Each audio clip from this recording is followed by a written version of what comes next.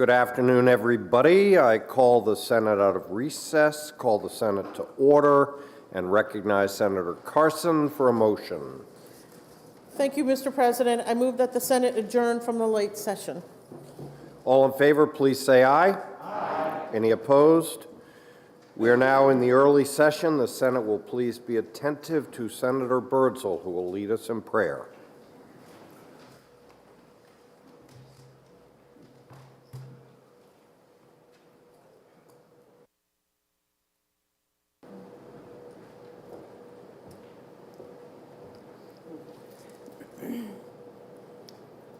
Hope everyone is happy on this Ash Wednesday. O God, from whom all power comes, by whose divine will all must abide, we pray to keep everyone safe in the aftermath of yet another New England storm. We thank you for our civil liberties and freedom, for our opportunities and our privileges. We beg of you to bless, assist, and enlighten senators in this body today and always. May they prove worthy of the confidence placed in them by their fellow citizens. May they be just and upright in their thinking, honest in all their actions, and ever be guided by a true conscience of the legislation they propose or vote on. Hold in your protective hands our military and first responders. Forgive us all our mistakes and selfish tendencies, and help prepare us by our good deeds for an eternal union with you. Our Lord, amen. Senator Ward, would you do the honors and lead us in the pledge? I pledge allegiance to the flag of the United States of America and to the republic for which it stands, one nation, under God, indivisible, with liberty and justice for all. Introduction of guests. Senator Allesandro. Mr. President, listening to our session today will be Mrs. Dupont, Andrea, Ed's daughters, Lindsay and Ashley, his son-in-law, David, and the staff of the Dupont Group up in the gallery. Please stand and be recognized.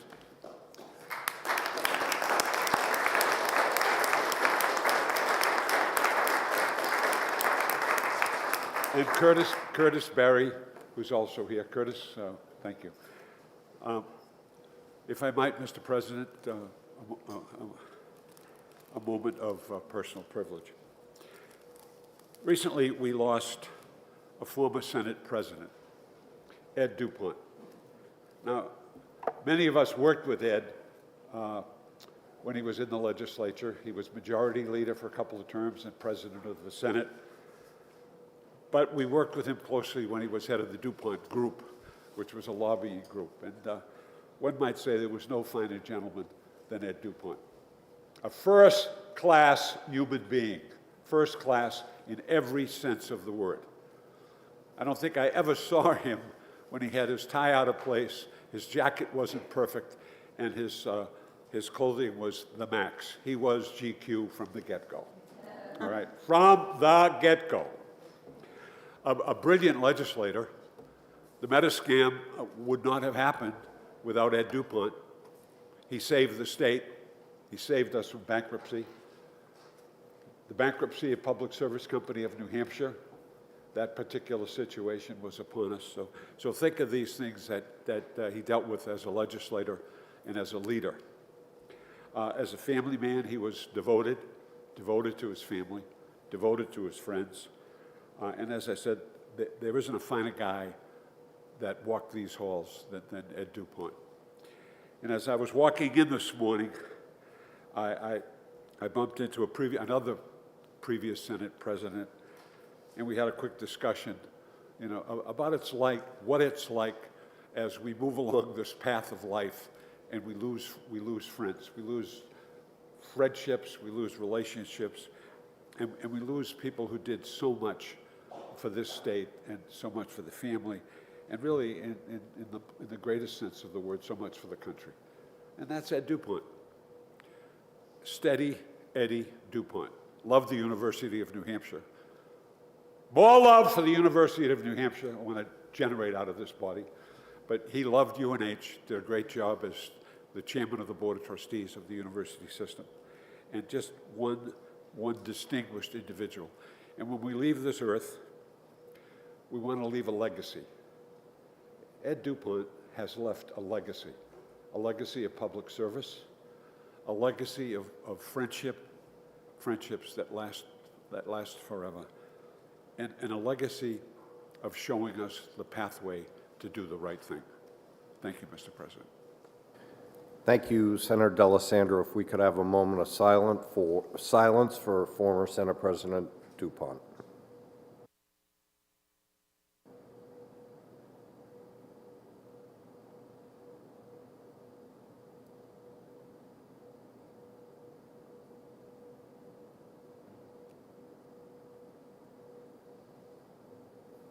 Thank you. Further introduction of guests.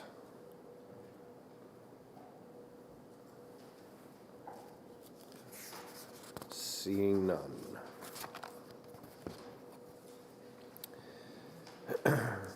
Bills moved from the consent calendar. Senator Avard has removed Senate Bill 229 from Energy.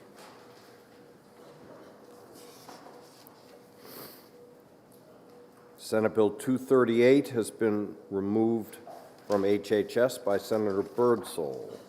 Senate Bill 240 has been removed from HHS by Senator Rosenwald and removed from Judiciary by Senator Carson, Senate Bill 179. Without objection, the following bills are special ordered as follows. In Education, Senate Bill 141, Health and Human Services, Senate Bill 238, Judiciary, Senate Bill 117, Senate Bill 181, Senate Bill 184, Senate Bill 249, Senate Bill 242, all of the aforementioned bills special ordered to Thursday, March 9th, and special ordered to Thursday, March 16th. From Judiciary, Senate Bill 58.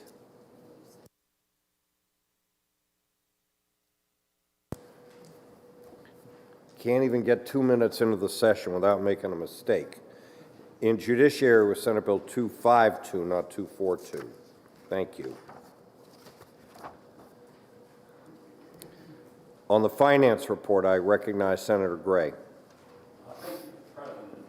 President. Senate Bill 228 in the Energy and Natural Resource Committee on the consent calendar was to be ordered to the Committee in Finance on the amended FN report. I recommend it be ordered to third reading.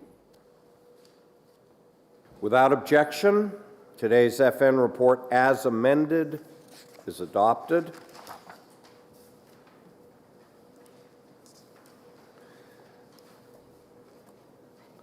Senator Gray recommends the referral to the Finance Committee. We have done that. Everybody should have it.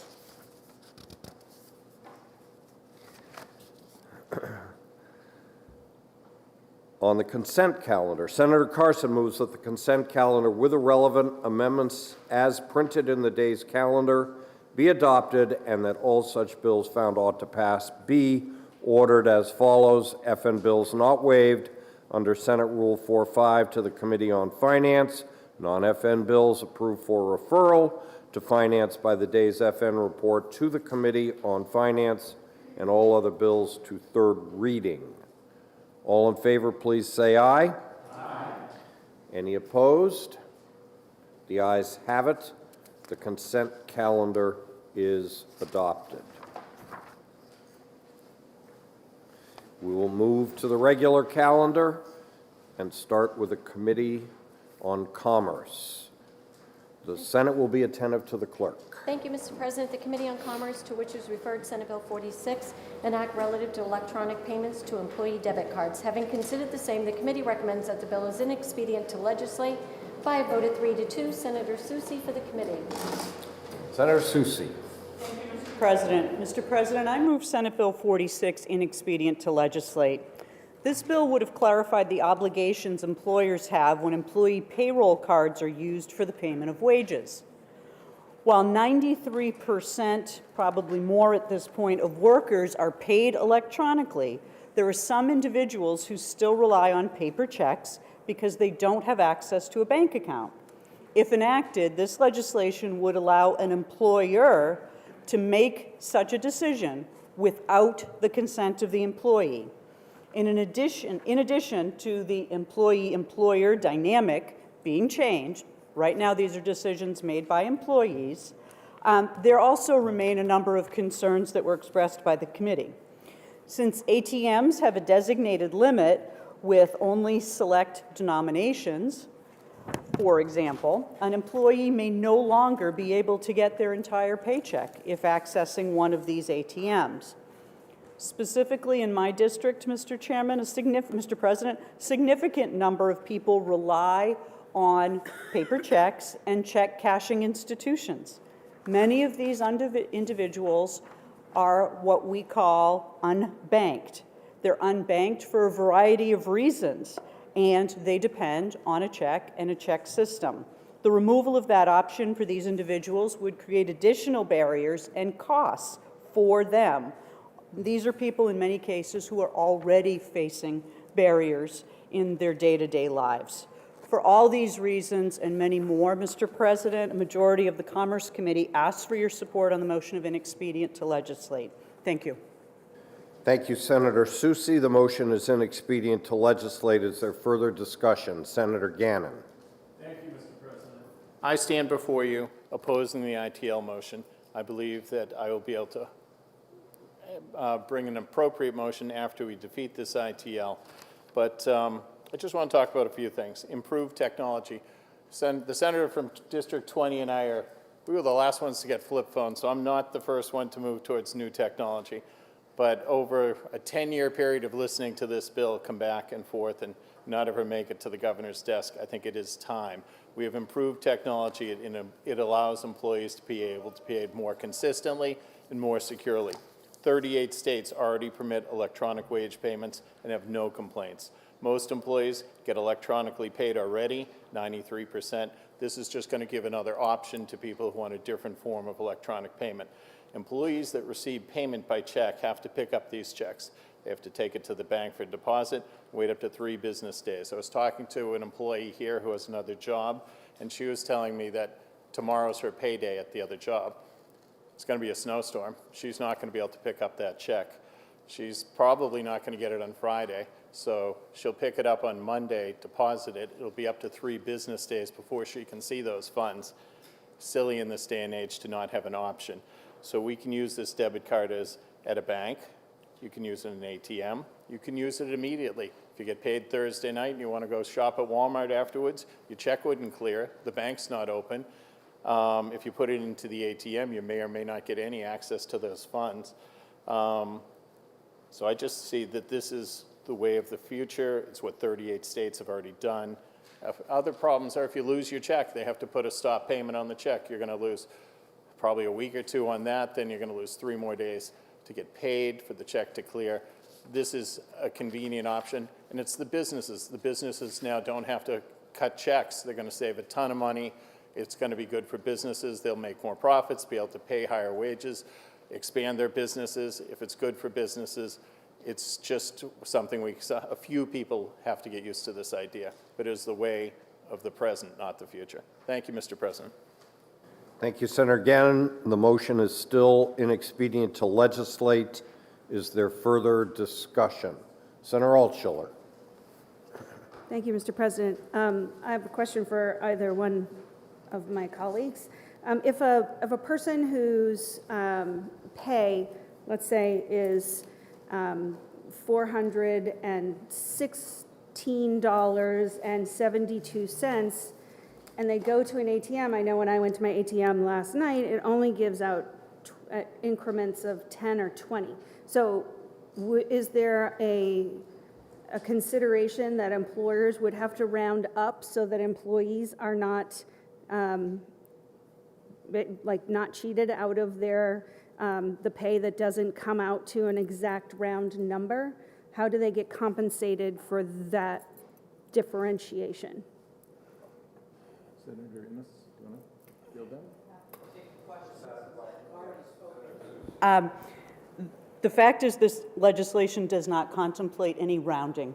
The fact is, the legislation simply changes who makes the determination. From the employee, it now rests the decision with the employer.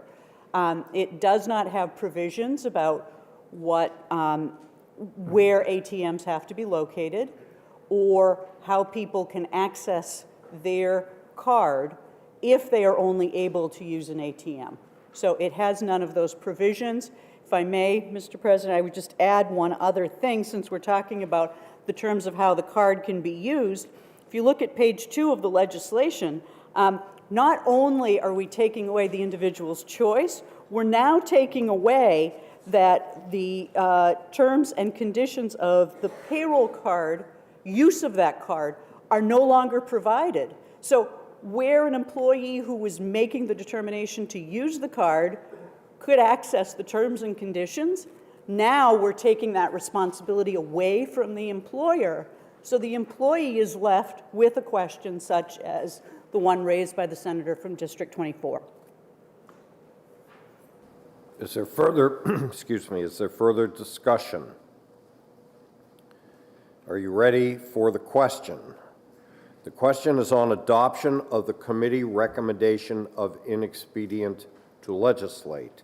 If you're in favor of inexpedient, you will say aye.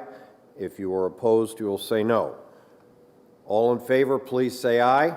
Aye. All opposed, say no. No. The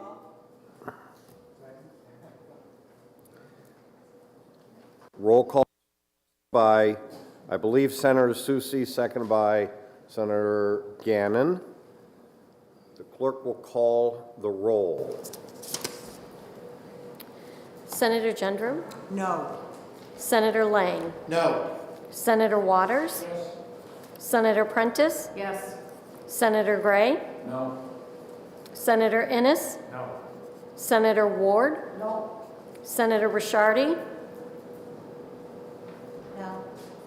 Senator Fenton? Yes. Senator Shanley? Yes. Senator Avard? No. Senator Rosenwald? Yes. Senator Carson? No. Senator Whitley? Yes. Senator Murphy? No. Senator Pearl? No. Senator Soucy? Yes. Senator Birdsell? No. Senator Allesandro? Yes. Senator Perkins Kwoka? Yes. Senator Abbas? No. Senator Gannon? No. Senator Altschiller? Yes. And Senator Bradley? No. The noes have it, 14 to 10. The chair recognizes Senator Gannon for a motion.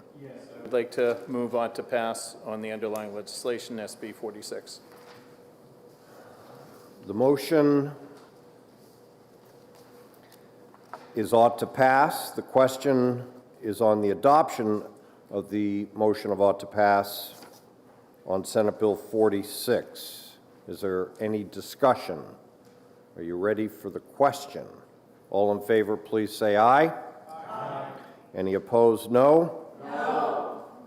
The ayes have it, and the motion of ought to pass is adopted, and the bill, Senate Bill 46, is ordered to third reading. The Senate will be attentive to the clerk. Thank you, Mr. President. The Committee on Commerce, to which was referred Senate Bill 143 FN, an act establishing a scholarship fund for certain small business applying for loans from the Capital Access Program administered by the New Hampshire Business Finance Authority. Having considered the same, the committee recommends that the bill is inexpedient to legislate by a vote of 3 to 2. Senator Gannon for the committee. Senator Gannon. Thank you, Mr. President. I move Senate Bill 143 FN inexpedient to legislate. This bill would have established a scholarship fund within the existing Capital Access Program to socially and economically disadvantaged individual small business owners. A majority of the Commerce Committee felt that this legislation would unfairly exclude certain individual small business owners. Therefore, the committee asked for your support on the motion of inexpedient to legislate on Senate Bill 143 FN. Thank you, Mr. President. I would like to speak on this motion. You may continue, Senator Gannon. Thank you again, Mr. President. The word that caught my eye when I first read this bill was socially disadvantaged. So I looked up 15 U.S.C. 63. The definition of socially disadvantaged is individuals who have been subject to racial or ethnic prejudice or cultural bias because of their identity as a member of a group without regard to their individual quality. Unfortunately, state resources are finite. Handing out money is a zero-sum game. There's only so much money, and to earmark it for some denies it to others unfairly. I look to the scales of justice all over our walls in this hallowed chamber. That is why I went to law school. That is why Martin Luther King Jr. spoke. He spoke about equality. You get equality by treating all men and women equally. This bill discriminates by going to race, sexual preference, and gender. This philosophy is dividing the people of the United States, not uniting them. This bill does not seek equal opportunities, it seeks equal outcomes. The majority of the committee, and I dare say this chamber, believes in meritocracy. If the person applying for the loan has the best idea, the best business model, they should get the scholarship. Let's not put our thumb on the scales of justice. The best idea has the best chance to grow businesses, supply jobs, and provide for more families. That'll help New Hampshire stay the best place to live, work, and raise a family. Rewards that are not based on merit, but on skin color, sexual preference, or gender identity divide us. Let's stop the division today. Treat everyone equally. Thank you very much, Mr. President. Thank you, Senator Gannon. Is there any further discussion? Senator Altshuler. Thank you, Mr. President. I rise in opposition to the motion of inexpedient to legislate. Senate Bill 143 would establish a scholarship fund within existing capital access program, which I will call CAP, run successfully for over 30 years by the Business Finance Authority. Implementing this fund would help cover entry costs for socially and economically disadvantaged individuals. Not create socially and economically disadvantaged individuals, but cover the cost for those who are already there. Individuals and small business owners who are applying for loans through the CAP program of our state. We claim that here in New Hampshire we support small businesses as they are what fuels the growth of our economy. My colleagues here in the Senate often speak about how if individuals choose to innovate and work hard, then they will undoubtedly find success. They claim our economy is set up in a way for everyone who works hard to be able to achieve the American dream. Unfortunately, though, we know that not to be true. In fact, the work of Dr. King is far from done, and equal access to capital is one of those spaces. Small businesses are the backbone of the New Hampshire economy, but our lack of access to capital for individuals prevents many small businesses from being able to get off the ground. In fact, New Hampshire currently sits at number 47 on the list of states for businesses that have received an F when it comes to accessing capital. These barriers, coupled with our high cost of living and increasingly aging workforce, can make it near impossible for a new business to get off the ground. Without new businesses growing and thriving in our state, our economy will undoubtedly begin to struggle. We have seen the Capital Access Program work for many years, bringing incredible small businesses to life in our state, like in my district, the Throwback Brewery in Northampton, and the Bensonwood Home Builders out in Walpole. These small businesses don't only bring economic growth to our state, but they also build a sense of community to our towns and cities. These businesses are critical to growing our economy and investment in our people. By providing capital to socially and economically disadvantaged individuals and small business owners, we can help to promote diversity in entrepreneurship. This can lead to a more diverse range of products and services being offered, which will benefit both the businesses themselves and our wider communities. Small businesses are often at the heart of our communities, and by supporting them, we can help build stronger and more resilient communities. This is particularly important in socially and economically disadvantaged areas, where small businesses, we know, play a vital role in revitalizing neighborhoods and downtowns and providing essential goods and services. We need to ensure a level playing field when it comes to innovation and economic growth in this state. But currently, there are significant disparities and gaps regarding who can access that capital.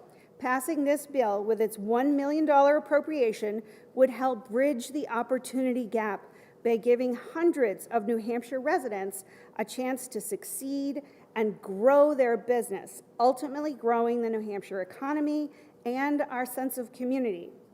Therefore, colleagues, I ask you to join me in voting no on the ITL motion so that an alternative motion may be brought forward. Thank you, Mr. President.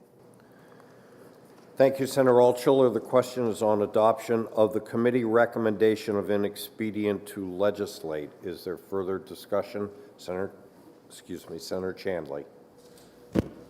Thank you very much, Mr. President. I too rise in opposition to the committee recommendation. To be clear, this bill does not exclude anyone from participating in the CAP program. It merely creates a small scholarship for some individuals.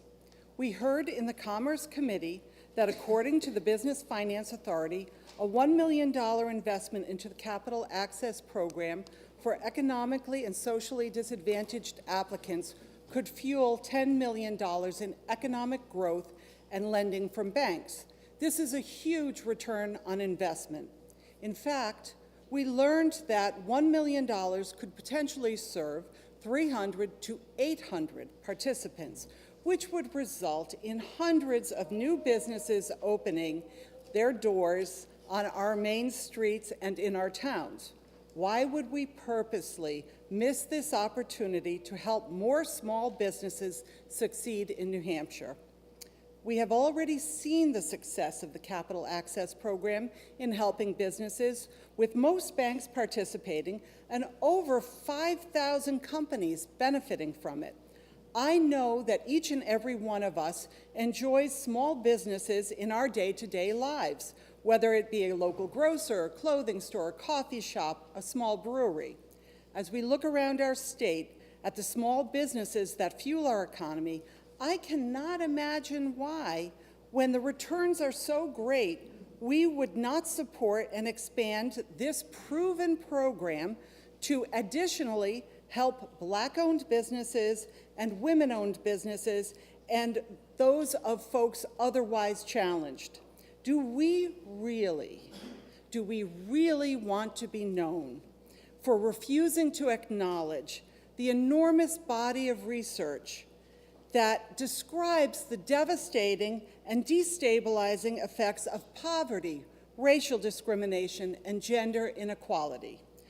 Do we want to reject and repudiate the countless examples of these ills experienced by our friends, our neighbors, and our constituents?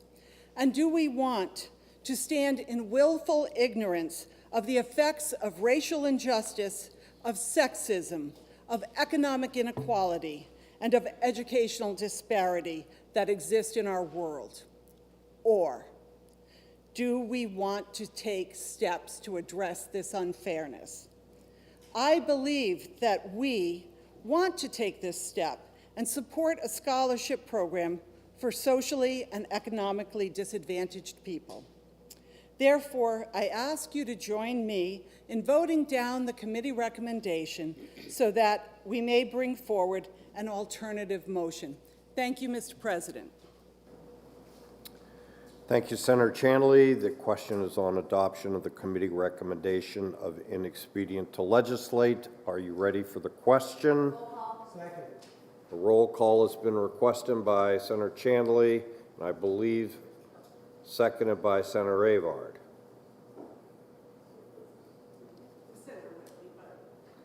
Requested by Senator Whitley and seconded by Senator Avard. Thank you. The clerk will call the roll, please. Senator Gendreau. Yes. Senator Lang. Yes. Senator Waters. No. Senator Prentice. No. Senator Gray. Yes. Senator Innes. Yes. Senator Ward. Yes. Senator Ricciardi. Yes. Senator Fenton. No. Senator Chamley. No. Senator Avard. Yes. Senator Rosenwald. No. Senator Carson. Yes. Senator Whitley. No. Senator Murphy. Yes. Senator Pearl. Yes. Senator Susie. No. Senator Birdsell. Yes. Senator Allesandro. No. Senator Perkins Kwoka. No. Senator Abbas. Yes. Senator Gannon. Yes. Senator Altshuler. No. Senator Bradley. Yes. The ayes have it, 14 to 10. The motion of inexpedient to legislate is adopted. The body will please be attentive to the clerk. Thank you, Mr. President. The Committee on Commerce, to which was referred Senate Bill 144, an act relative to state minimum hourly rate. Having considered the same, the committee recommends that the bill is inexpedient to legislate by a vote of 3 to 2. Senator Innes for the committee. Senator Ennis. Thank you, Mr. President. I move Senate Bill 144, inexpedient to legislate. This bill would have increased the minimum wage to $13 an hour by September of 2023 and $15 an hour by July of 2024.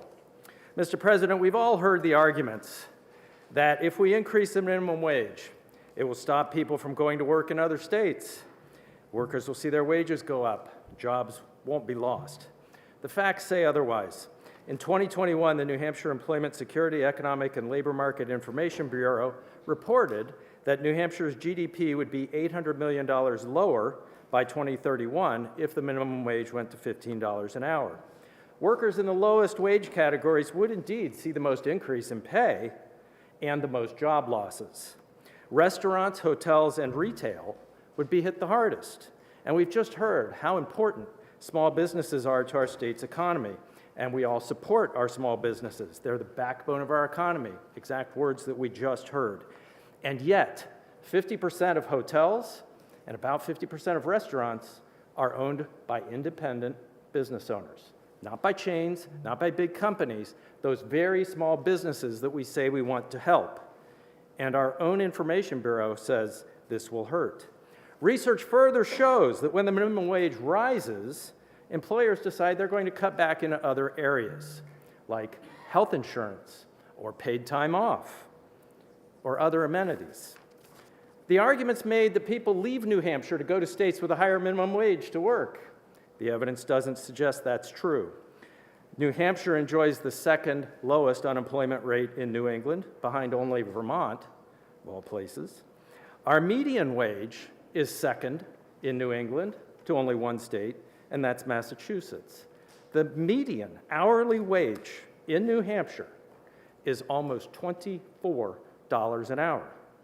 The median entry-level wage in our state is $14.86 per hour, and the average wage is $30.12. You may have seen that Walmart's raising their minimum wage, or their wage. They recognize they have to do it. This is the free market at work.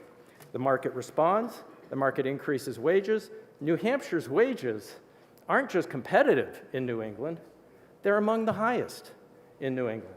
And that's something of which we should all be proud. Thank you, Mr. President. Thank you, Senator Innes. Further discussion, Senator Susie. Mr. President, I rise in opposition to the motion of inexpedient on Senate Bill 144.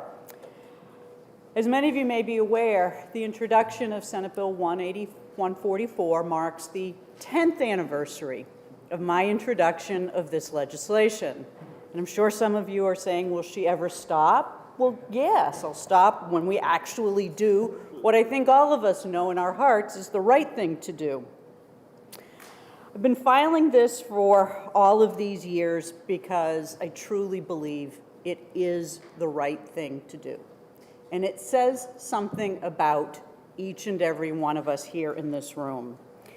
Senate Bill 144 would incrementally increase the minimum wage, first to $13 an hour by September of 2023 and $15 an hour by July 1st of 2024. This is a reasonable change that would bring us more in line with our neighbors who we compete with every day to bring quality individuals into our workforce. But regrettably, we are grossly behind the other New England states. And I'm not going to use a prop, but I want all of you to just close your eyes for 1 second and visualize a map of New England. Visualize 3 states that are a decent shade of green. Rhode Island, which pays $13 an hour. Vermont, minimum wage, $13.18 an hour. And Maine, $13.80. Then look at the other 2 states. They're a really dark shade of green. That's Massachusetts and Connecticut. Their minimum wage is $15 an hour. Now, what I want you to see in the middle of all that is a black hole, because that's New Hampshire.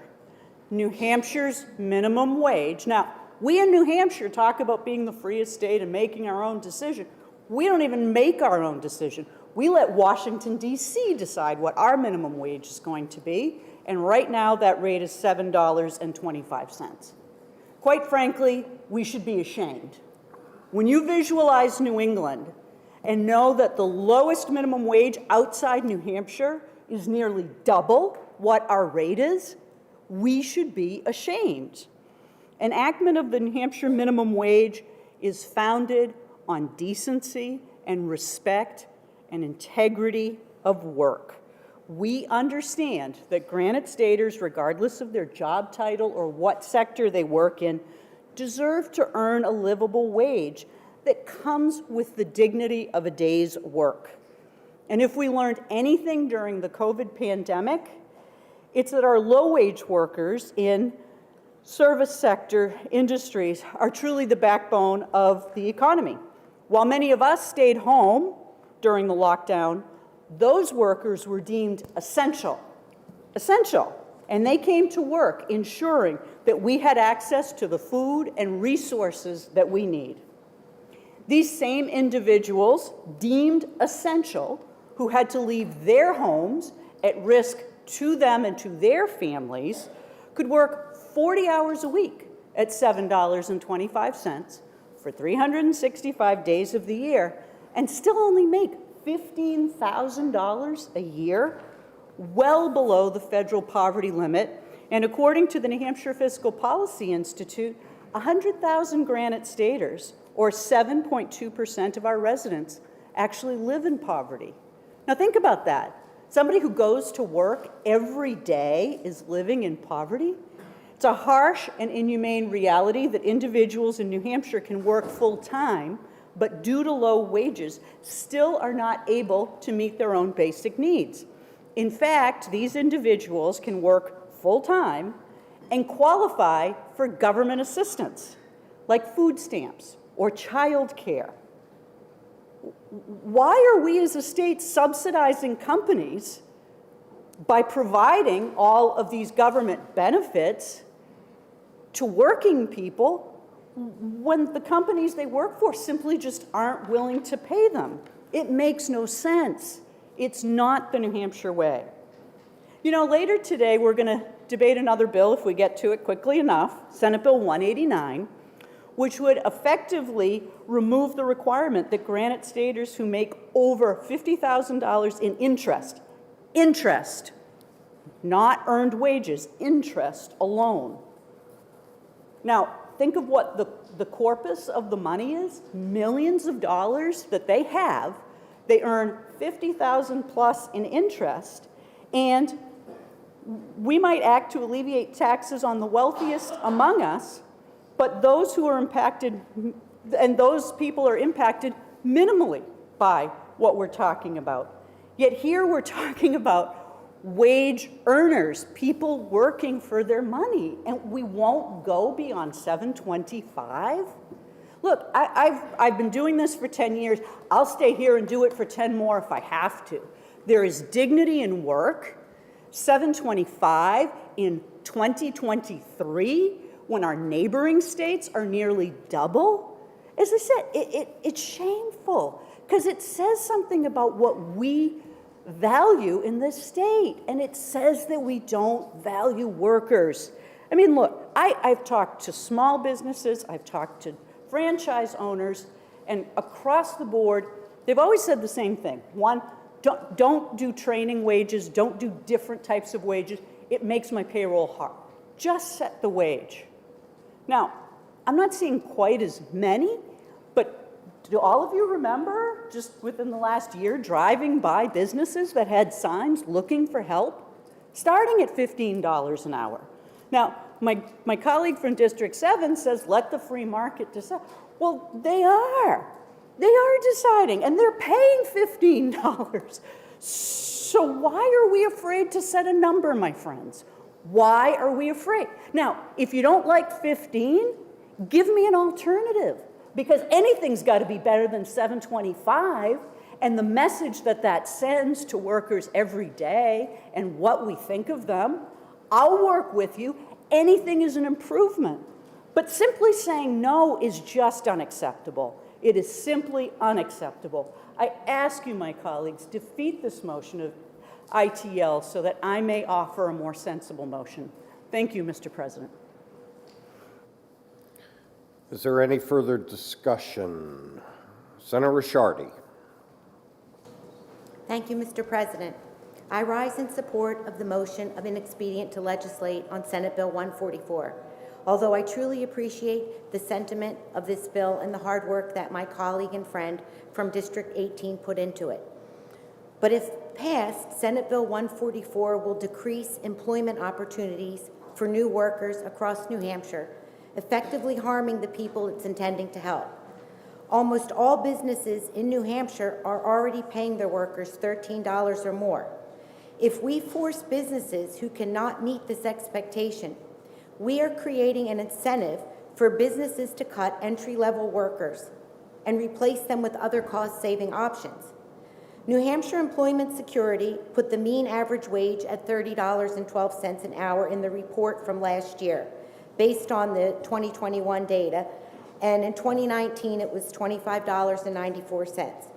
Raising the minimum wage will make it more difficult for entry-level workers to find work in an environment that is already challenging for many Granite Staters. My biggest problem with raising the rate is that this bill doesn't address the tipped employees. Tipped employees are not minimum wage earners, with tips and their wages combined. They are typically the highest paid staff. To require higher pay for tipped employees at the expense of lower paid hourly workers just seems irrational. Lower paid hourly workers are currently earning an average of about $15 to $17 per hour. This bill will not require their wages to be increased, but it will require an increase in the wages for tipped employees who are earning an average of $22 per hour with tips and wages combined. So it just doesn't make any sense. Tipped employees already see their wages go up annually through annual increases in menu prices. With menu prices increasing 3% per year, tipped employees who are tipped a percentage of this total meal price realize an increase in tips when prices go up. New Hampshire consumers will also be hurt by this policy. If businesses do not first decide to cut jobs, they will be forced to make up the cost by raising prices on goods and services. Granite Staters are already contending with high inflation, and raising the minimum wage will only exacerbate the current situation. Researchers at the Johns Hopkins Bloomberg School of Public Health and the University of Minnesota Twin Cities School of Public Health found that minimum wage increases reduce the number of employees who offered health insurance. This data showed that for every dollar increase to the minimum wage, it is associated with a 0.90 percentage point decrease in the percentage of employees offering health insurance. Increasing the minimum wage is a poor substitute for a vibrant economy. The best way to ensure widespread economic opportunity isn't to mandate price controls. It is to allow individuals to keep more of what they earn. Thank you, Mr. President. Thank you, Senator Ricciardi. Senator Whitley, I believe you have an introduction. Thank you, Mr. President. So I am very honored to introduce advocates from the Save the Children Action Network who are fighting for our youngest citizens and for our working families. Thank you.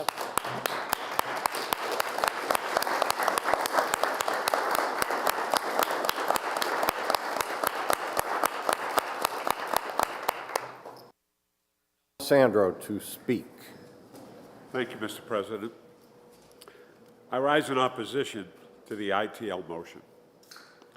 My friend from District 18 has fought tirelessly for over a decade to enact a minimum wage. I know what it's like to fight for over a decade. I've fought for over 2 decades and lost. A measure that's founded in respecting the hard work of all of our residents, regardless of their industry. In our state, in every sector of the workforce, we are without question struggling to find people to employ. The help-wanted signs are everywhere. Some of that challenge can be attributed to our low minimum wage, and it makes it so that New Hampshire employees are unable to afford their basic necessities, even when working full-time, a reality that does not allow our citizens to lead lives with dignity. When I hear from my constituents, the same constituents who sent each and every one of us to Concord to secure a better future for them and their families, I hear that they barely make enough to get by. That without what little they do make, the rising cost of living leaves them without hope for their future or achieving the American dream. Whether it's our favorite counterperson at Dunkin' Donuts on 2nd Street in Manchester, and I'm sure many of you have visited 2nd Street in Manchester for that Dunkin' Donuts, or the young granite stater bagging our groceries at Market Basket on Elm Street. These individuals deserve a wage that affords them the ability to make ends meet and survive in our state. It's our job to be beacons of hope and promise in this great granite state, a state we are all lovingly call our home.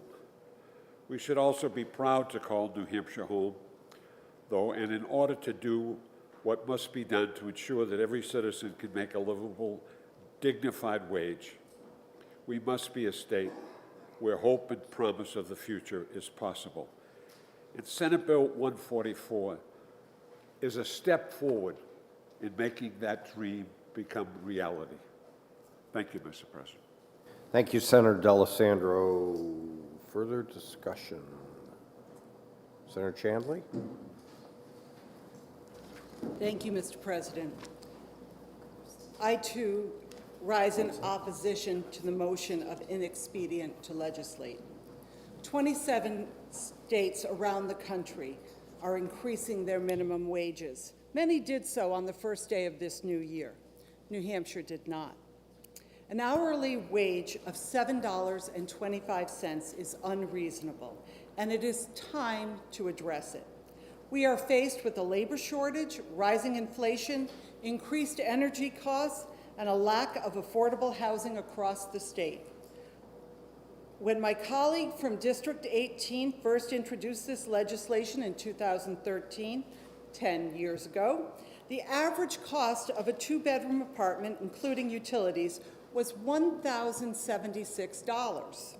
Today, that number is over $1,584. While my colleague from District 7 made several good points, several interesting points, and some points that may have been persuasive about the amount of money that New Hampshire workers are making, his comments ignored the fact that there are people who are making minimum wage. And it is for those people that I now stand. The message we are sending is that New Hampshire does not respect hardworking families, and those who hold unskilled or low wage jobs do not deserve the privilege and dignity of a living wage. Finally, I ask my colleagues to consider how the difference between minimum wage and a living wage is reconciled. I repeat the question posed by the senator from District 18. Are we not asking the state to subsidize those employers who do not pay a living wage when their employees are unable to make ends meet and meet their basic needs? I encourage my colleagues to overturn this ITL motion and send a message to workers, the rest of the country, and those who would like to come to New Hampshire that we value work in our state regardless of industry, and that we want everyone to be able to thrive. Thank you, Mr. President. Thank you very much. I think we're on our final speaker, Senator Carson. Thank you, Mr. President. I rise to support the committee recommendation of expedient to legislate. Like some of my colleagues in the chamber today, I have been here for the 10 years, and we've heard the arguments going back and forth. I'd like to point out a couple of issues that really came out today during this debate. We heard from the senator from District 9 talk about the average wage per hour is around $25 an hour. Close to that, I think, is fairly close. I'm looking through the hearing report, couldn't find an exact number. And what does that say? It says that we are paying our employees. In fact, despite paying $25 an hour, we still have labor issues because we can't find enough people to work. They don't want to work. In fact, I believe that it is an employee's marketplace. They're going to go from employer to employer and say, what are you going to pay me? This business is going to pay me this per hour. This business is going to pay me this. And they're going to make a decision that is in their best economic interest. Thank you. But I also think that we need to be concerned. What happens if we do raise our minimum wage to $13 or $14 an hour? Are employers going to look at that and say, you know, that's enough. That's enough. And then lower what they're paying people? Are we going to be faced with that type of situation? And I ask you, what type of employees are we talking about? Are we talking about full-time employees versus part-time employees? You can understand why a part-time employee wouldn't make as much as a full-time employee. So, again, it sounds great. Let's raise our minimum wage. But what are we actually doing? If we are paying people well beyond that, is it just, let's make a statement? I don't think that that's going to do it, Mr. President. I think what's going to do it is to continue to offer good paying jobs, something that we are already doing. We don't need to have a state minimum wage. We're already going way, way, way beyond that. Thank you, Mr. President. Thank you, Senator Carson. The question is on adoption of the committee recommendation of an expedient to legislate. Are you ready for the question? Senator Susi has asked for a roll call, seconded by Senator Birdsell. The clerk will please call the roll. Senator Gendreau. Yes. Senator Lang. Yes. Senator Waters. No. Senator Prentice. No. Senator Gray. Yes. Senator Innes. Yes. Senator Ward. Yes. Senator Rishardi. Yes. Senator Fenton. No. Senator Chanley. No. Senator Avard. Yes. Senator Rosenwald. No. Senator Carson. Yes. Senator Whitley. No. Senator Murphy. Yes. Senator Pearl. Yes. Senator Susi. No. Senator Birdsell. Yes. Senator D'Alessandro. No. Senator Perkins Kwoka. No. Senator Abbas. Yes. Senator Gannon. Yes. Senator Altschiller. No. Senator Bradley. Yes. 10. The ayes have it. The motion of inexpedient to legislate is adopted 14 to 10. The Senate will please be attentive to the clerk.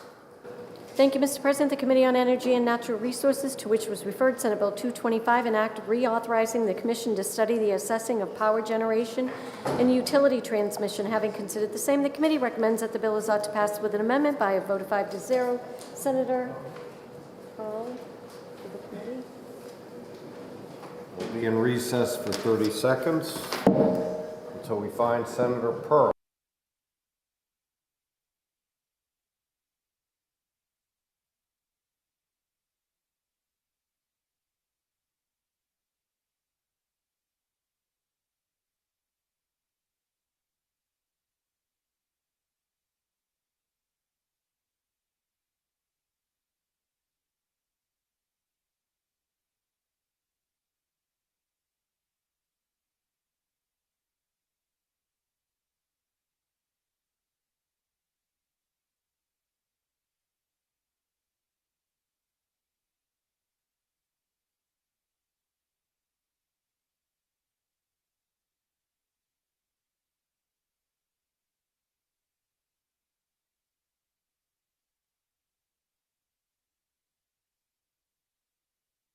Without objection, I'd propose that we special order Senate Bill 225 until Senator Pearl returns.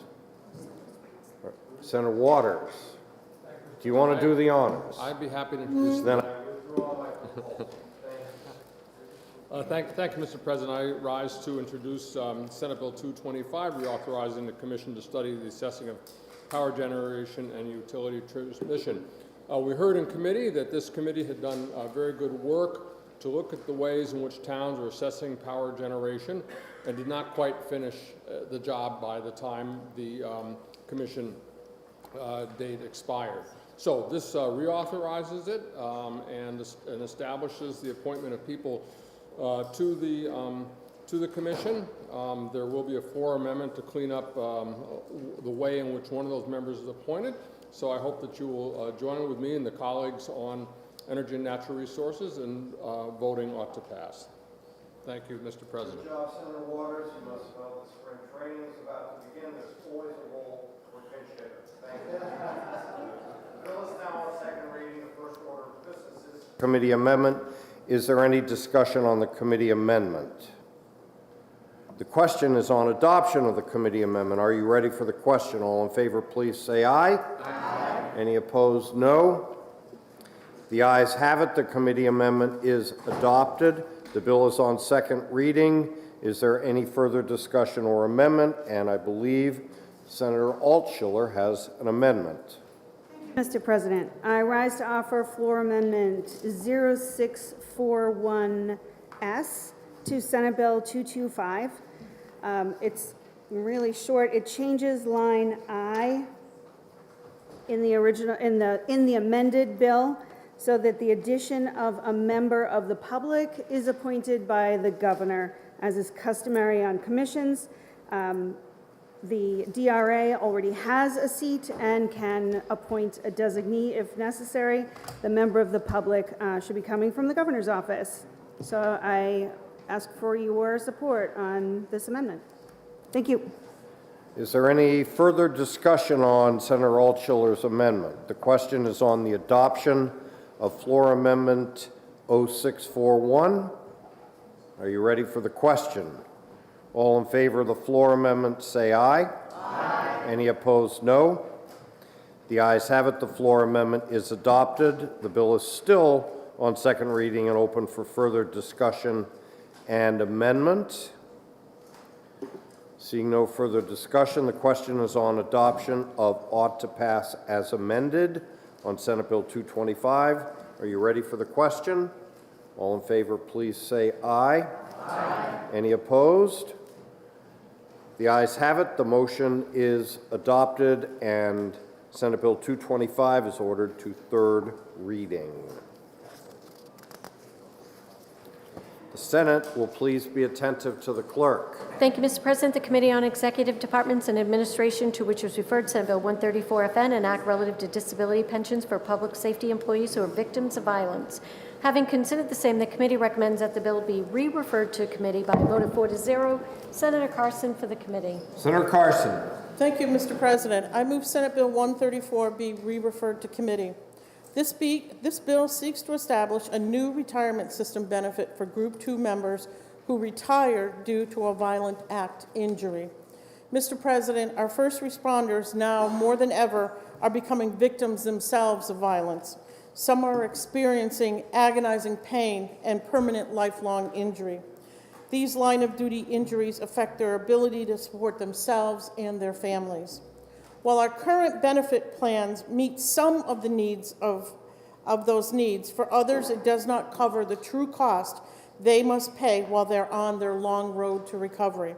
Senate Bill 134 in its current form still needs more work due to the complexity of the retirement system and workers' compensation system. The Executive Departments and Administration Committee asks your support for the motion of re-refer to committee. Thank you, Mr. President. The motion is re-referred to committee. Is there further discussion? Senator Perkins Kwoka. Thank you, Mr. President. I rise to cautiously support the motion of re-refer. Our New Hampshire first responders sacrifice their health and safety for us on a daily basis, Therefore, we must ensure that our first responders receive the financial support and resources they've earned and deserve in a timely and expeditious fashion. We heard deeply concerning testimony on SB 134 regarding some of our first responders being gravely injured on the job. These individuals have suffered lifelong injuries that require multiple medical interventions. However, some of our towns and cities have made a decision to cut off medical support these individuals need. It is concerning to me that an agreement does not seem to be able to be made that would work for all parties involved.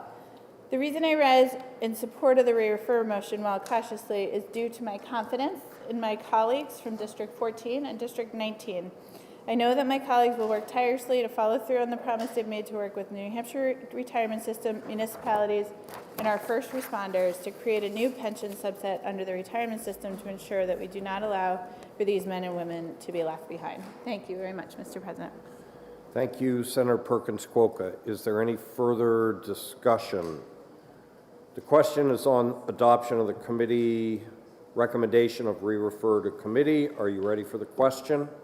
All in favor, please say aye. Aye. Any opposed? The ayes have it.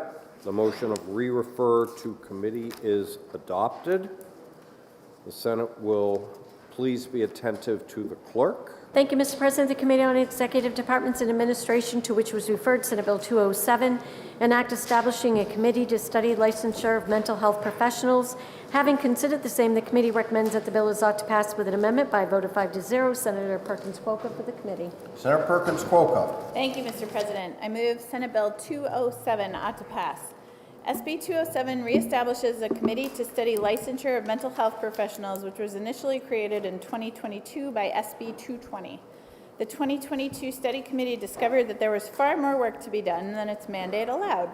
Reestablishing this study committee will allow additional work on this important topic to be done. The committee amendment makes a related statutory change to permit peer support groups for first responders as they seek to address the mental health challenges caused by their line of work. The Executive Departments and Administration Committee unanimously asks for your support on the motion of ought to pass. Thank you. Thank you, Senator Perkins Kwoka.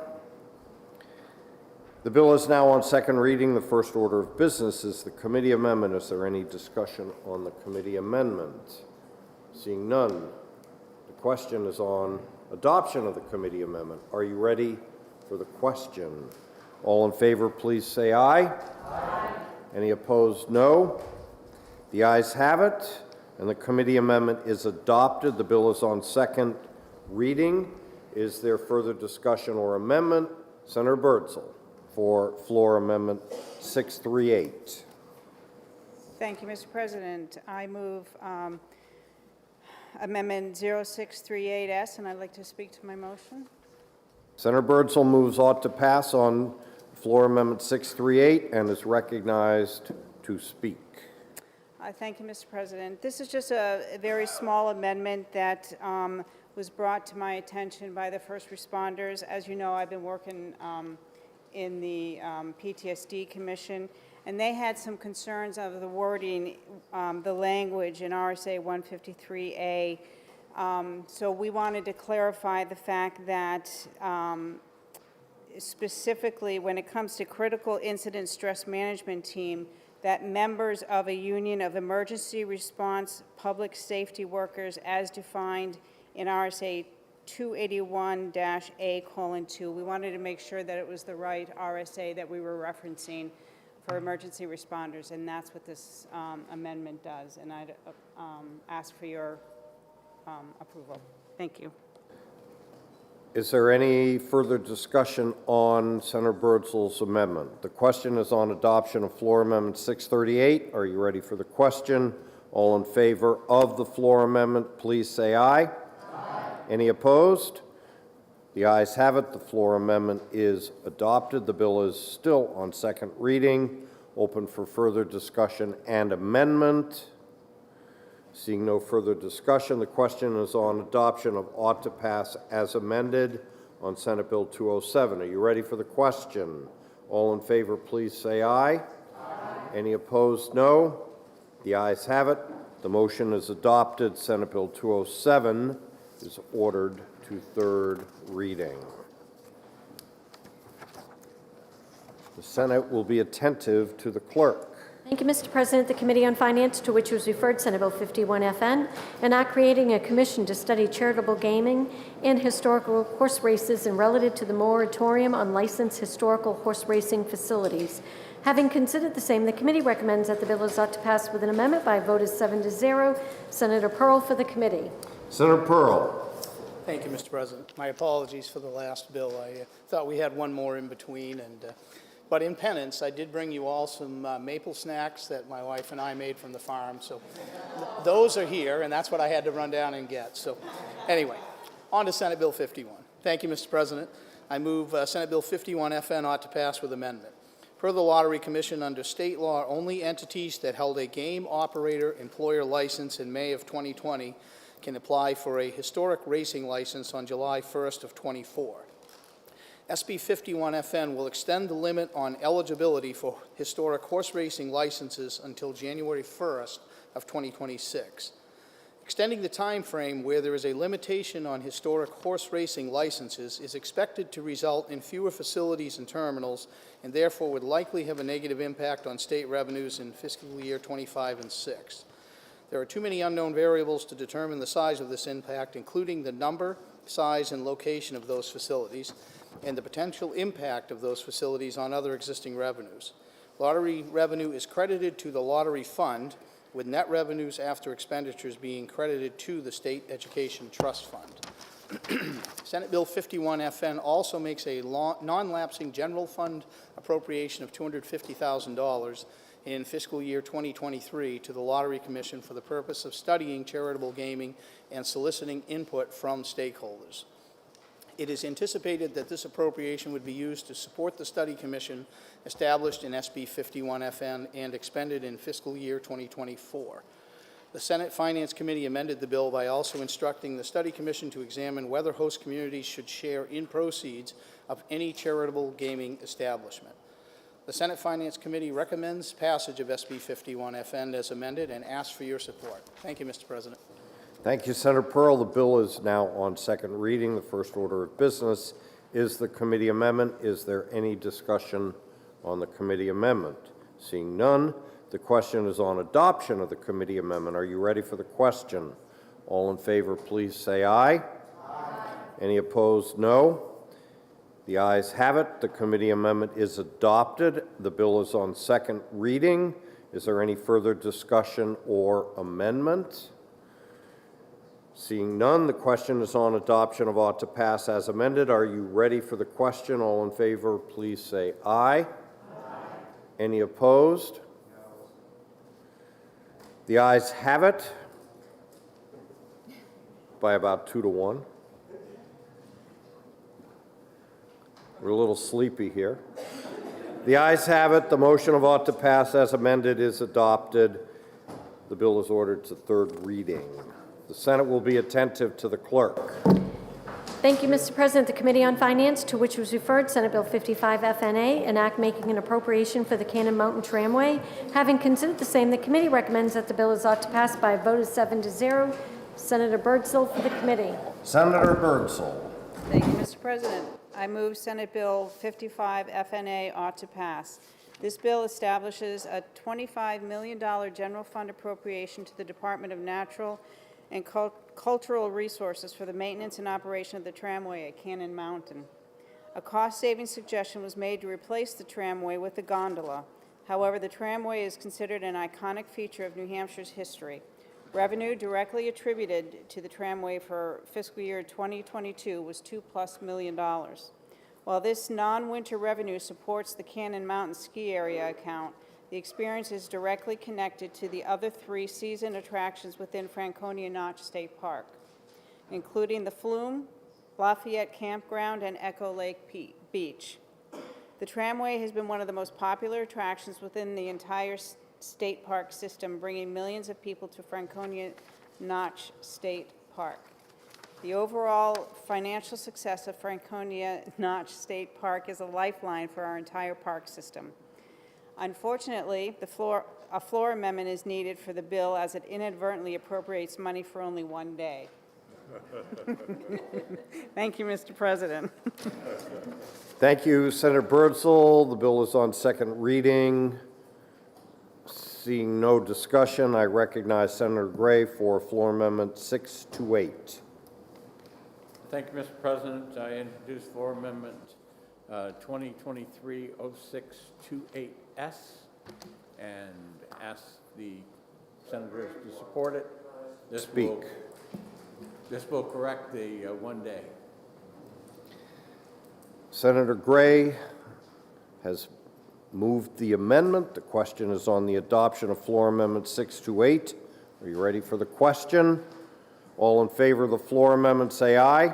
Aye. All opposed, no. The ayes have it. The floor amendment is adopted.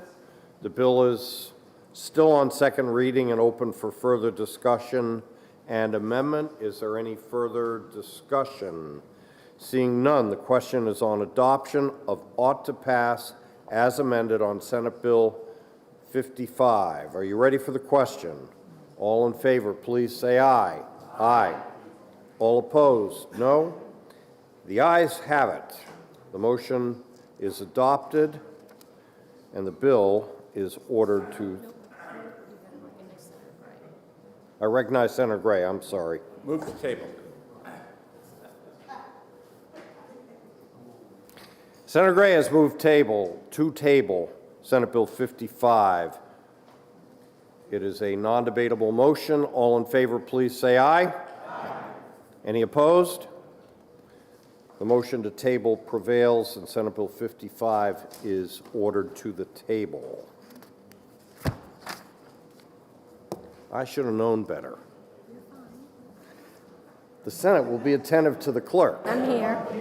Thank you, Mr. President. The Committee on Finance, to which was referred Senate Bill 69FN, an act relative to allowing certain nonprofits to participate as a customer-generated group host under net energy metering. Having considered the same, the committee recommends that the bill is ought to pass by a vote of 7-0. Senator Pearl for the committee. Senator Pearl. You were just so excited to get to my next floor speech, weren't you? You didn't want to wait for the table. Thank you, Mr. President. I move Senate Bill 69FN ought to pass. This bill would make additional entities eligible to participate as customer generators up to 5 megawatts. Based on information available to the Department of Energy, at least 65 entities that are not currently eligible would become eligible. The department cannot estimate how many of the newly eligible entities would exercise this option, and as such, it cannot estimate the total load of these entities. To the extent cost shifting occurs as a result of customer generators receiving credits for excess generation, SB 69FN could increase the amount of cost shifting, leading to increased electricity costs for the state, counties, and units of local government that do not participate in that meeting. In a current docket, the Public Utilities Commission will be examining the extent of any cost shifting. The Senate Finance Committee recommends passage of SB 69FN and asks for your support. Thank you, Mr. President. Thank you, Senator Pearl. The bill is now on second reading. Is there any discussion? The question is on adoption of the committee recommendation of ought to pass on Senate Bill 69. Are you ready for the question? All in favor, please say aye. Aye. Any opposed, say no. The ayes have it. The motion of ought to pass is adopted. Senate Bill 69 is ordered to third reading. The Senate will be attentive to the clerk. Thank you, Mr. President. The Committee on Finance, to which was referred Senate Bill 112FN, an act relative to pari-mutuel pools and historic horse racing. Having considered the same, the committee recommends that the bill is ought to pass by a vote of 7-0. Senator Rosenwald for the committee. Senator Rosenwald. Thank you, Mr. President. I move Senate Bill 112FN ought to pass. This bill, number 1, requires all breakage, which are the odd cents on a payout, to be used by the agency as payment for problem gaming. Currently, breakage from simulcast wagers is split between the racetrack, the state treasury, and the lottery commission. Number 2, the bill removes the residency requirement for employees of the gaming facilities.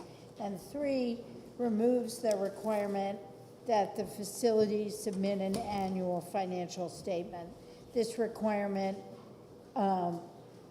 applies to individuals and entities conducting a race or race meet and is not specific to simulcast racing. Only one facility, The Brook, a former dog track in Seabrook, currently offers simulcast wagering. The only other facility currently eligible for a simulcast license is Lakes Region Casino, a former dog track in Belmont. The bill has minimal fiscal impact. The Senate Finance Committee recommends passage of Senate Bill 112FN and asks for your support. Thank you, Mr. President. Thank you, Senator Rosenwald. The bill is now on second reading. Is there any further discussion? The question is on adoption of the committee recommendation of ought to pass on Senate Bill 112. Are you ready for the question?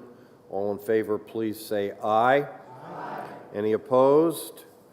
The ayes have it. The motion of ought to pass is adopted, and Senate Bill 112 is ordered to third reading. The Senate will be attentive to the clerk.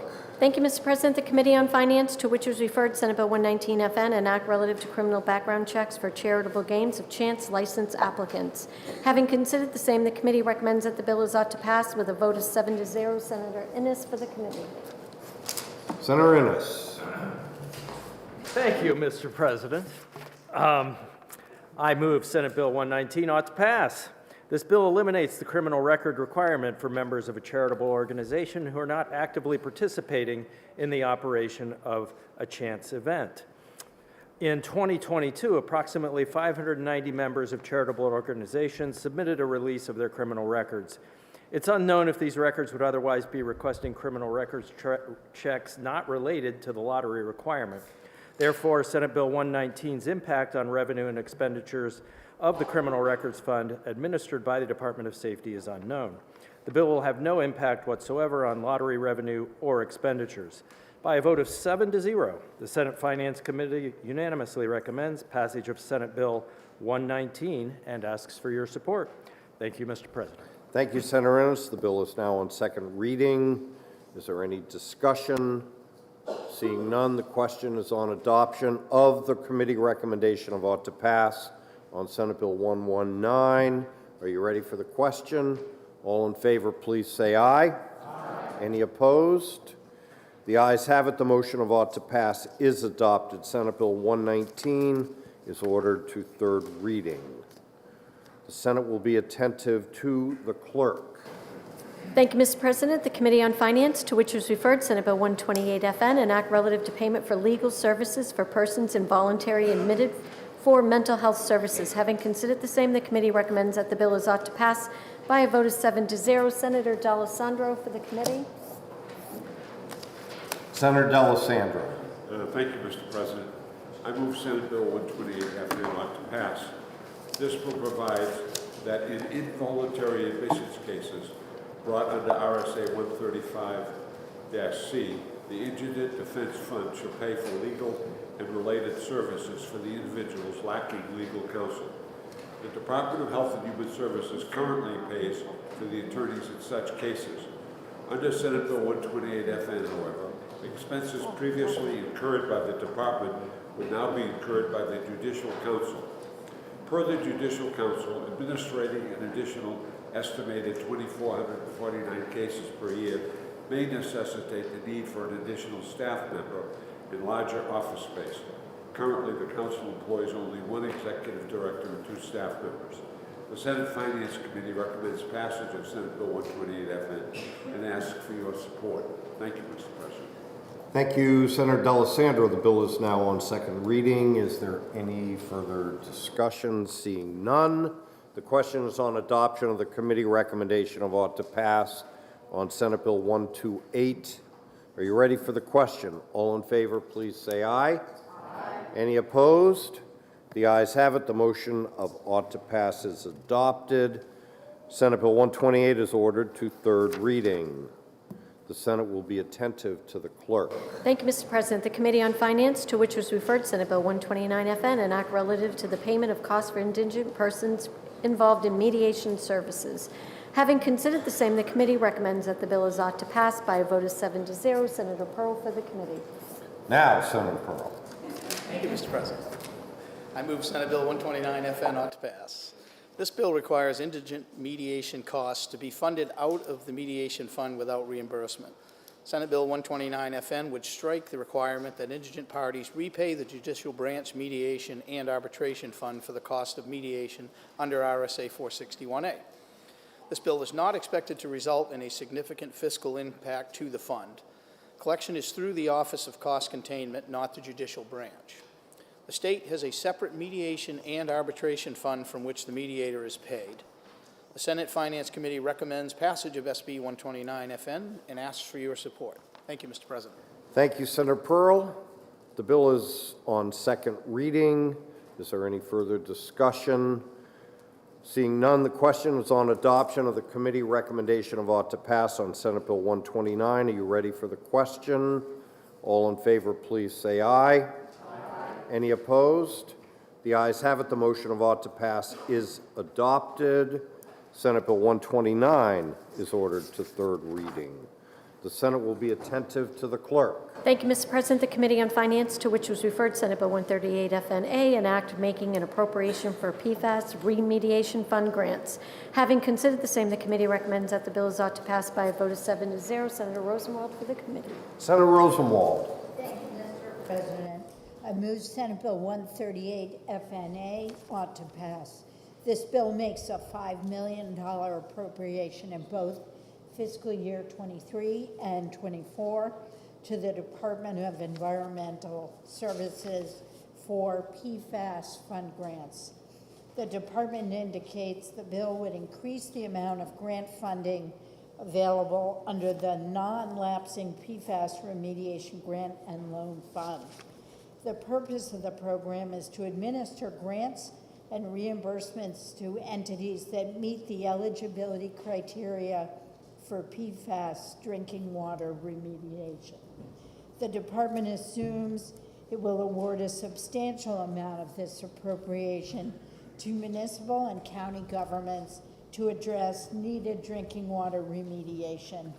The Senate Finance Committee recommends passage of SB 138 FNA and asks for your support. Thank you, Mr. President. Thank you, Senator Rosenwald. The bill is on second reading. Is there any further discussion? Senator Risciardi. Thank you, Mr. President.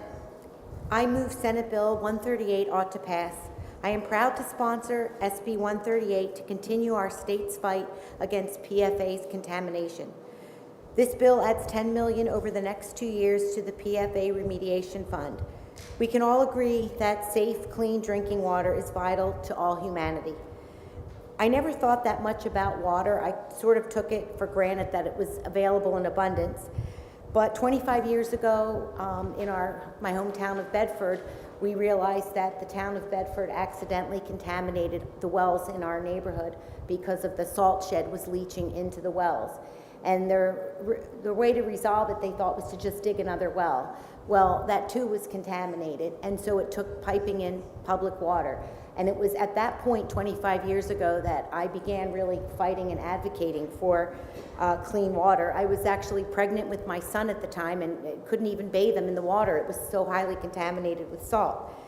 So as we continue to find high levels of PFAS in our wells, this issue is more important than ever. Communities across the state have been impacted by perfluorochemical contamination through no fault of their own. The PFA revolving loan fund has already provided more than $35 million for nearly 30 projects across New Hampshire. My hometown of Bedford received $2.9 million for PFA projects and that are currently in progress, and other projects like East Dairy School, Aquarian Water of New Hampshire project have already been completed.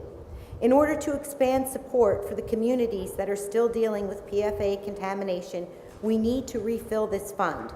SB 138 does just that by adding $10 million to the PFA revolving loan fund over the next 2 years.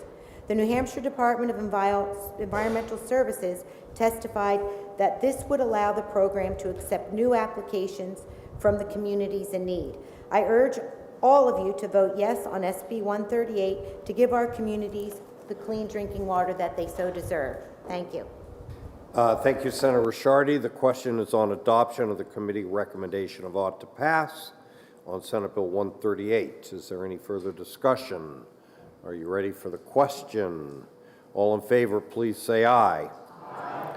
Any opposed? The ayes have it. The motion of ought to pass is adopted. Senator Gray.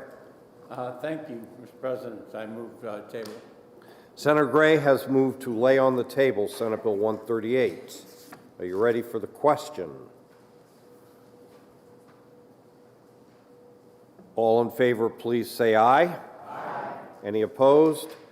Senate Bill 138 is laid upon the table. The Senate will be attentive to the clerk. Mr. President, the Committee on Finance, to which was referred Senate Bill 157 FN, an act relative to election audits, having considered the same, the committee recommends that the bill is ought to pass by a vote of 7-0. Senator Gray for the committee. Senator Gray.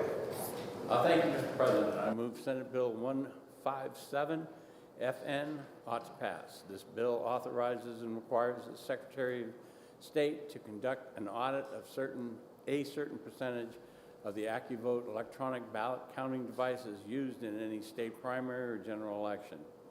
It allows the Secretary of State to procure the equipment and arrange for any technical assistance to support the audit process. The Department of State indicates they currently have a high-speed scanner capable of complying with Senate Bill 157 FN. The Senate Finance Committee recommends passage of Senate Bill 157 FN and asks for your support. Thank you, Mr. President. Bill is on second reading. Is there any further discussion?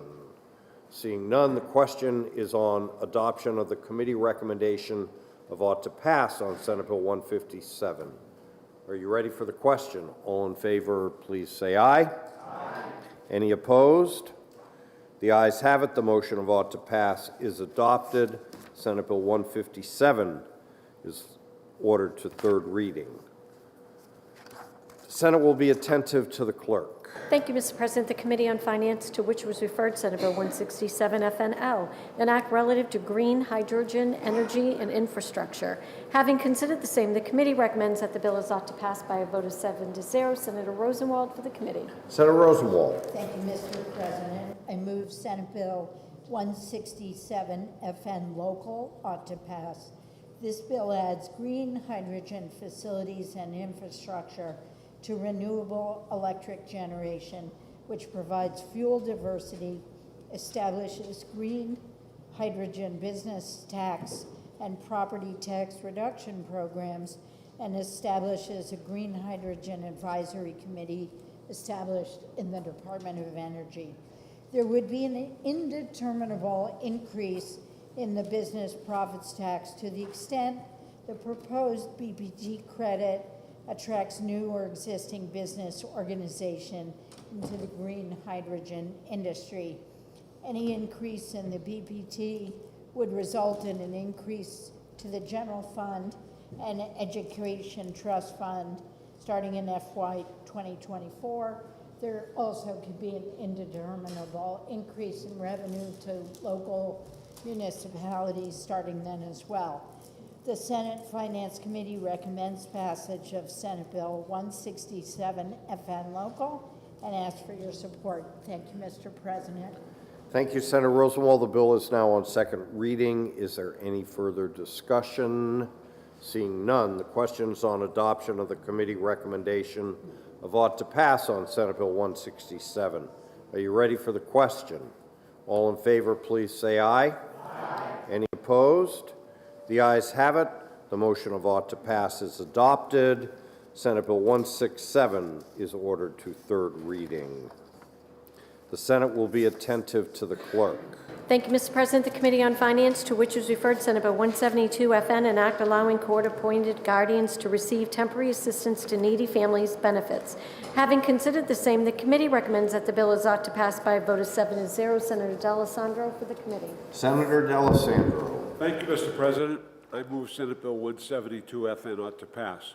This bill amends RSA 167:6 Roman 5 to authorize children living with unrelated court-appointed guardians to be eligible for temporary assistance for needy families, TANF. In addition, the bill adds the term court-appointed guardian to the current definition of specified relative. The Department of Health and Human Services assumes these changes will result in increased TANF utilization. It is estimated as many as just under 3,500 children living with unrelated adults could be newly eligible for TANF as a result of SB 172FN. But despite this number, the department expects only an 8.5%, or 297 children, will receive TANF as a result of this bill.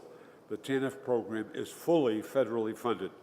The Senate Finance Committee recommends passage of Senate Bill 172FN and asks for your support. Thank you, Mr. President. Thank you, Senator Allesandro. The bill is now on second reading. Is there further discussion? Senator Carson. Thank you, Mr. President. I rise to thank the Senate Finance Committee for their recommendation that we pass this bill.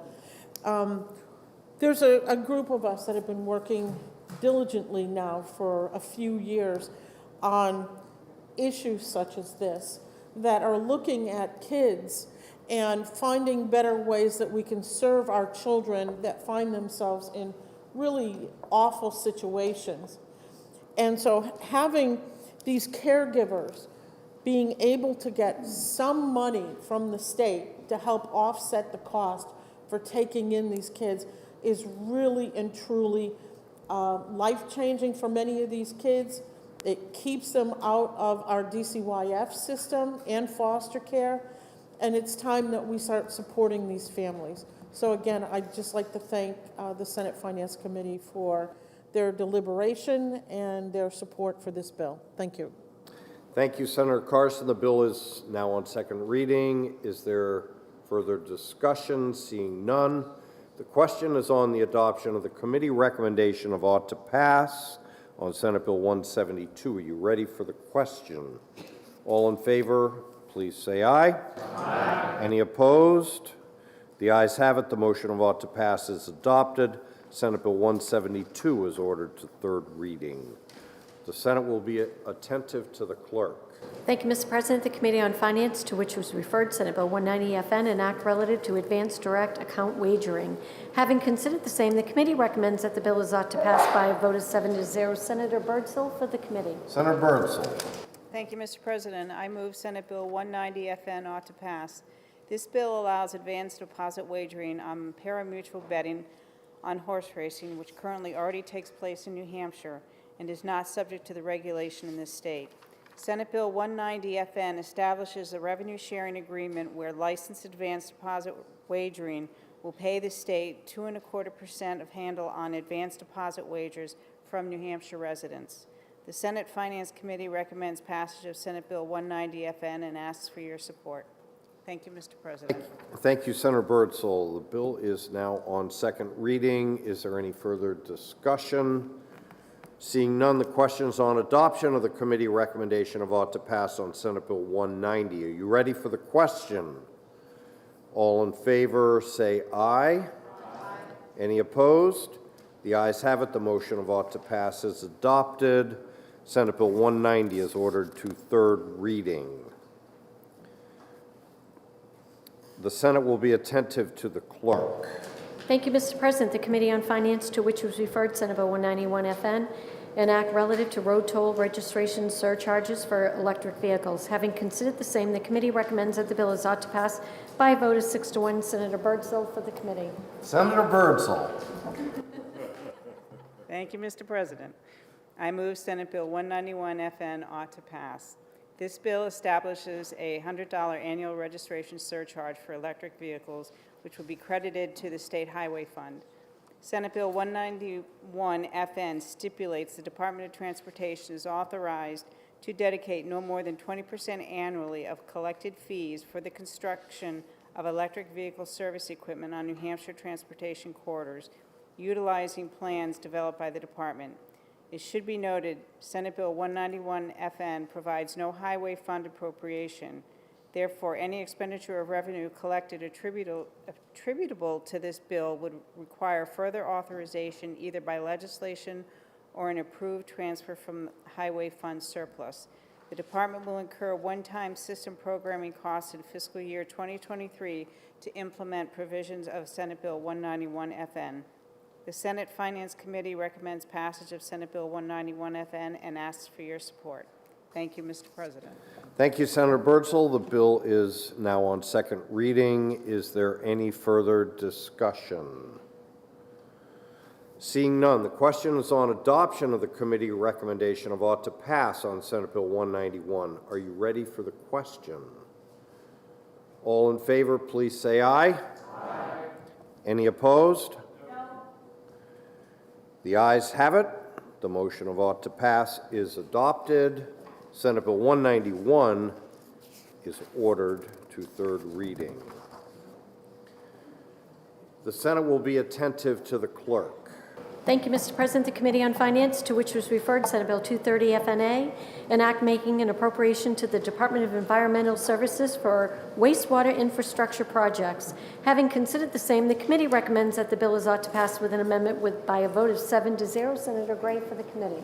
Senator Gray. Thank you, Mr. President. I move Senate Bill 230 FNA ought to pass with amendment. This bill makes a $15 million appropriation in both FY 2024 and 2025 to the Department of Environmental Services for the purposes of making payments to communities for projects that have previously been awarded state aid grant funding.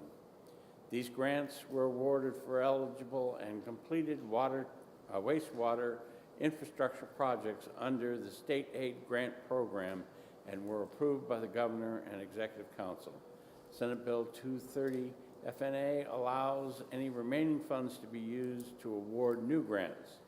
The grants provided by the state pursuant to RSA 486 cover annual payments of 20% of the principal and interest for 20 years on eligible costs of acquisition and construction of sewage disposal facilities by municipalities.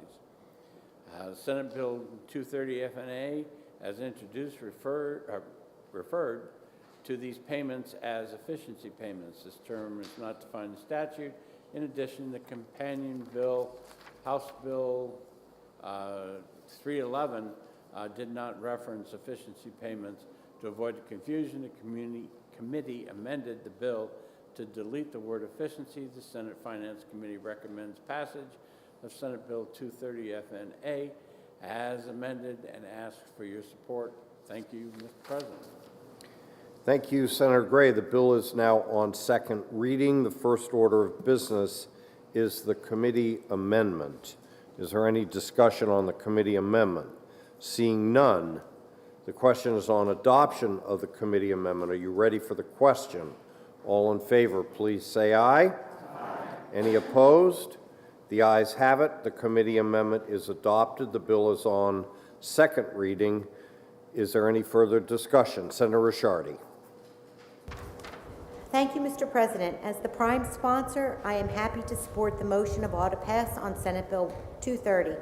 Wastewater projects present another challenge for our communities. As mentioned in my previous remarks regarding Senate Bill 138, water is a personal issue for me, and I am passionate about doing what is necessary to fix the problems that we face in New Hampshire. The proper treatment of wastewater is essential to preserving and protecting water quality, especially during heavy rainstorms. Towns all across our great state are crying out for help for these larger and expensive products that are necessary to keep their residents safe. Projects from Colebrook to Conway to Concord to Claremont have already qualified for state support, but the funding for these projects need to be authorized before these projects can continue. Senate Bill 230 would allocate an additional $30 million to these approved wastewater treatment projects. These dollars will go to helping not just towns to complete their approved projects, but to help the families that have to deal with the negative consequences of these unfinished projects. I urge you all to vote yes on Senate Bill 230 as we continue to improve the Granite State's water infrastructure. Thank you. Thank you, Senator Ricciardi. The question is on adoption of the motion of ought to pass. Is there any further discussion? With amendment, yes.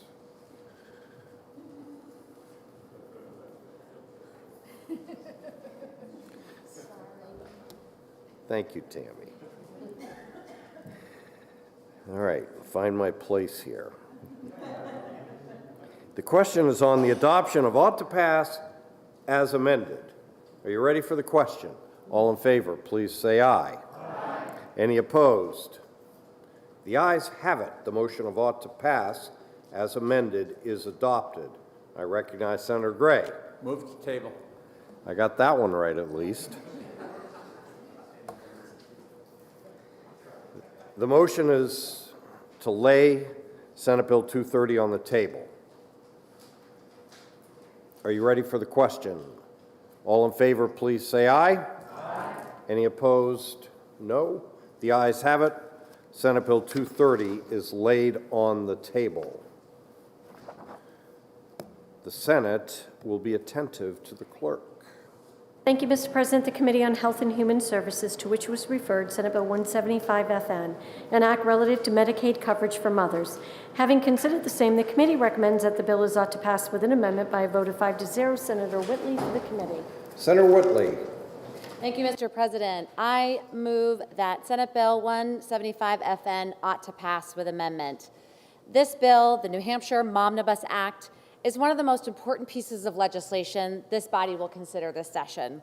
It is a comprehensive, solution-based bill to help address the stark statistics on maternal mortality in our state and to support our moms and babies during a critical time in their lives.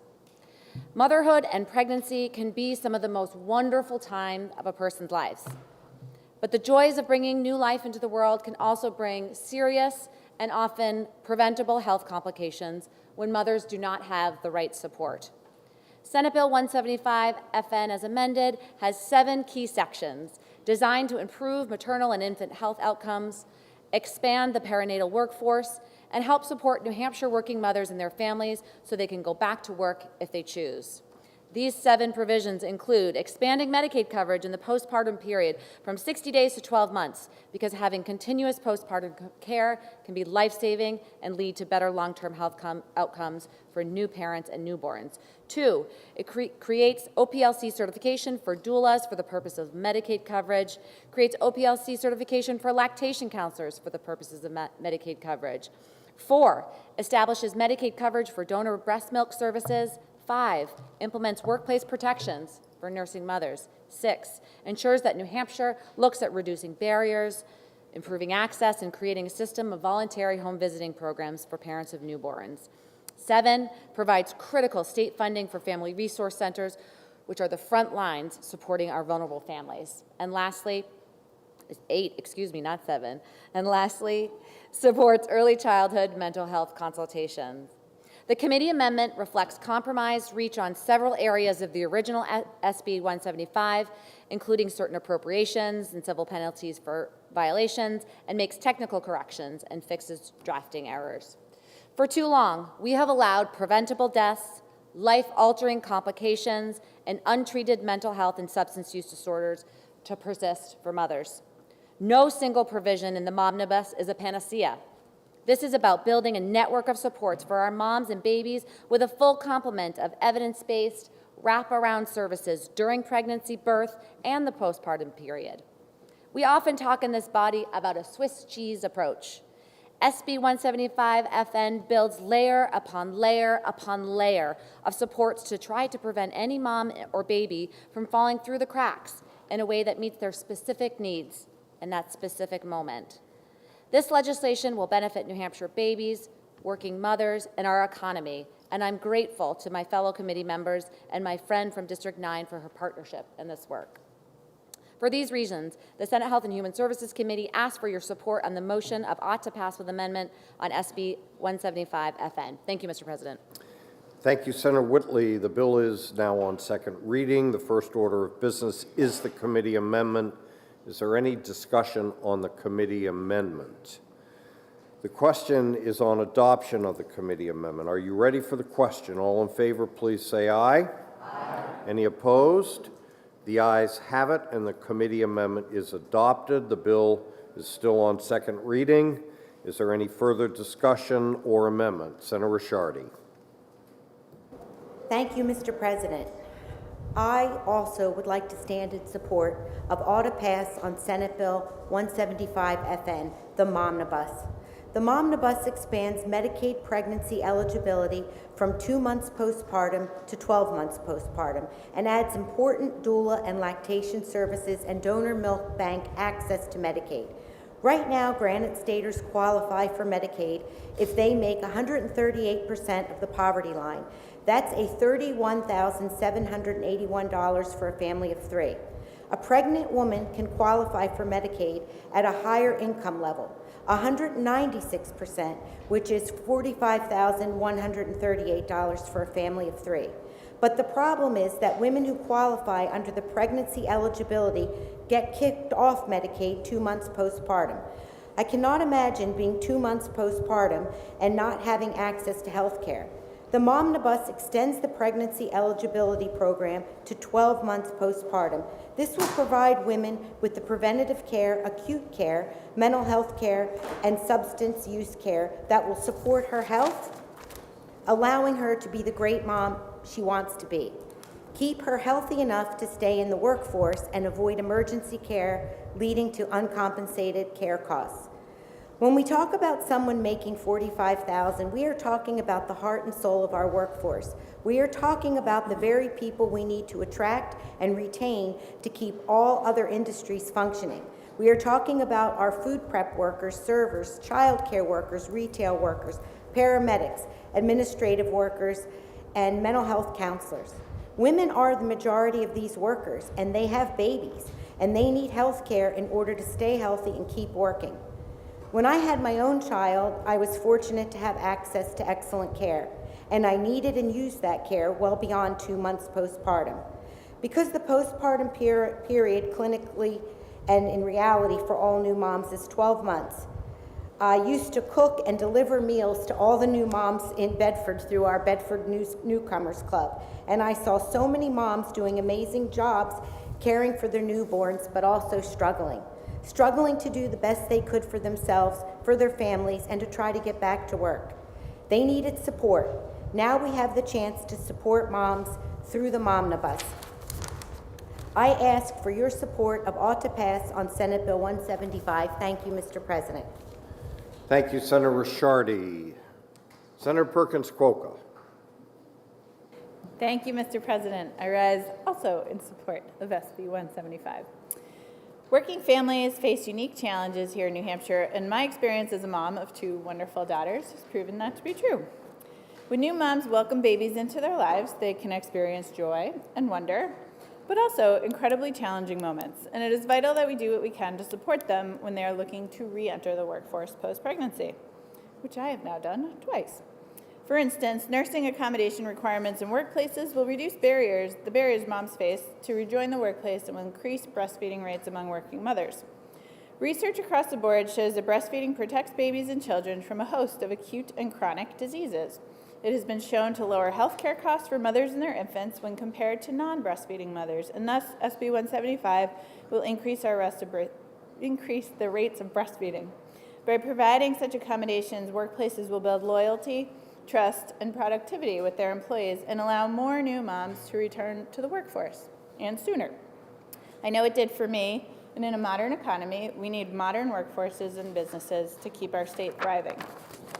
The passage of SB 175 is crucial to addressing this by requiring certain employers in a flexible manner to provide access to a private, non-bathroom space for breastfeeding employees to pump during the workday up to 1 year after birth, and a reasonable break period for nursing mothers to express milk during working hours. The needs of New Hampshire small businesses will also be addressed by this bill, as there is a definition for undue hardship included for small businesses under 50 employees. This section of the bill will ensure that those small businesses can find a solution that's right for them. The bill further defines reasonable break period in line with the requests of businesses and with the biological needs of a nursing woman to be an unpaid break of approximately 30 minutes for every 3 hours of work. SB 175 will benefit babies, working mothers, businesses, and our economy. It helps keep moms in the workforce, which is particularly crucial given that women make up a large majority of our civilian workforce. For the benefit of mom and babies, I ask you to join me in voting yes on ought to pass with amendment on SB 175. Thank you, Mr. President. Thank you, Senator Perkins Kwoka. Senator Prentice. Thank you, Mr. President. I also rise in favor of the committee's recommendation on auto pass for Senate Bill 175, the Momnibus, and you've already heard about the many supports that are provided in this legislation from my colleagues from District 9, from 14, and 21. So I won't go into much more detail except to focus in on what we know from the New Hampshire Maternal Mortality Review Board. So we're talking about a group of mothers who don't qualify for the granted advantage. They qualify for Medicaid because of their pregnancy, but their postpartum coverage is cut off after 60 days. We're looking here to extend this to 365 days because one's body doesn't work by the same, body and mind doesn't work by the same clock postpartum as the Medicaid date does for ending coverage. So the Maternal Mortality Review Board of New Hampshire has found that the numbers of maternal deaths are increasing, and the majority of these maternal deaths are pregnancy associated and occur during the postpartum period. These deaths are largely preventable, and this rise infers an increasing burden on the medical and psychiatric morbidity that needs to be addressed. By ensuring that these moms have access to health care, we can decrease these deaths. During our committee testimony, we heard from a number of moms, we heard from advocacy groups, we heard from state agencies, and all provided a really important testimony to why that this is important. But it was this one woman who came and talked about her sister, who she lost during her postpartum period to a very severe postpartum case of depression. She committed suicide. She didn't have coverage. She did not have Medicaid coverage. She didn't have coverage or access to health care. So by closing this gap and covering these moms, these families, these babies, we are giving them, our New Hampshire families, the best start possible. And just further, so in putting this into context, in 2019, New Hampshire, the pregnant women category, saw, let's see, 2,795 women, and 762 of those women would qualify for the postpartum Medicaid extension. So I ask you to help us close the gap with Senate Bill 175 and take care of our New Hampshire families. Thank you. Thank you, Mr. President. Senator Pearl, a question of? Thank you, Mr. President. I'd like to ask a question of the member from District 15. Senator Whitley would take the question. Happy to. It is your intention to make sure that doulas are only required to have a license if they are intending to seek Medicaid reimbursement. Is that correct? Thank you for the question. I really appreciate the opportunity to provide that clarification. I will point the body to the amendment on page 2, line 8. This is when we're talking about the doula and lactation service provider certification, and we're very clear on line 8 that it's just for the purposes of Medicaid billing. Further to clarify, if you look on line 14, we say nothing in this section shall prevent a person certified by the state pursuant to any other provision of law from performing the occupation for which he or she is certified. So yes, your interpretation is correct. The certification is only for Medicaid purposes. Thank you. The question is on adoption of Senate Bill 175 as amended. Are we ready for the question? Roll call. Okay. A roll call has been requested by Senator Avard. I got that one right. And probably seconded by Senator Whitley. Good enough. All right. The clerk will call the roll. Senator Gendreau? Yes. Senator Lang? Yes. Senator Waters? Yes. Senator Prentice? Yes. Senator Gray? Yes. Senator Innes? Yes. Senator Ward? Yes. Senator Rishardi? Yes. Senator Fenton? Yes. Senator Chanley? Yes. Senator Avard? Yes. Senator Rosenwald? Yes. Senator Carson? Yes. Senator Whitley? Yes. Senator Murphy? Yes. Senator Pearl? Yes. Senator Susie? Yes. Senator Birdsell? Yes. Senator D'Alessandro? Yes. Senator Perkins Kwoka? Yes. Senator Abbas? Yes. Senator Gannon? Yes. Senator Altschiller? Yes. And Senator Bradley. Yes. The ayes have it 24-0. The motion of ought to pass as amended is adopted. And Senate Bill 175 is ordered to the Committee on Finance. The Senate will be attentive to the clerk. Thank you, Mr. President. The Committee on Transportation, to which was referred Senate Bill 186FN, an act relative to an electric bicycle low-income transportation incentive program and in making an appropriation therefore. Having considered the same, the committee recommends that the bill is inexpedient to legislate by a vote of 3 to 2. Senator Ricciardi for the committee. Senator Ricciardi. Thank you, Mr. President. I really hope it's okay to say this, but I am speaking so much today. I think I must have been missing Senator Cont. I'm trying to make up for him. I got a quiet one next to me this time. Did you hear that, Jen?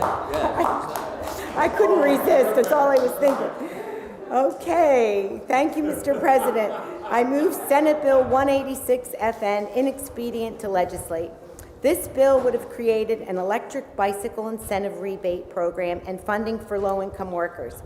The committee listened to testimony and analysis of how the program would work from the Department of Environmental Services and the Department of Revenue Administrations. The Stratford County CAP would have been a large contributor of getting the program up and running as well. However, the committee was split on whether or not the pilot program would be effective due to its costs. There were discussions of an amendment that could help with the high fiscal note due to the program being only for 100 people, but that would not have solved the problems with this legislation. A potential issue would have been the funding to start the program, but then require more funding to continue for however long it might last. Another potential issue would have been targeting the workforce. Although the intent of the bill would help with people getting to work, there were some questions about the electric bicycles and then the being distributed. And there were a few hesitations from the committee on how the vetting process would be executed for the program. However, there was a tremendous amount of work done behind the scenes, and I want to applaud my colleague and friend from District 4 for working with me and the committee and everyone else involved in the process.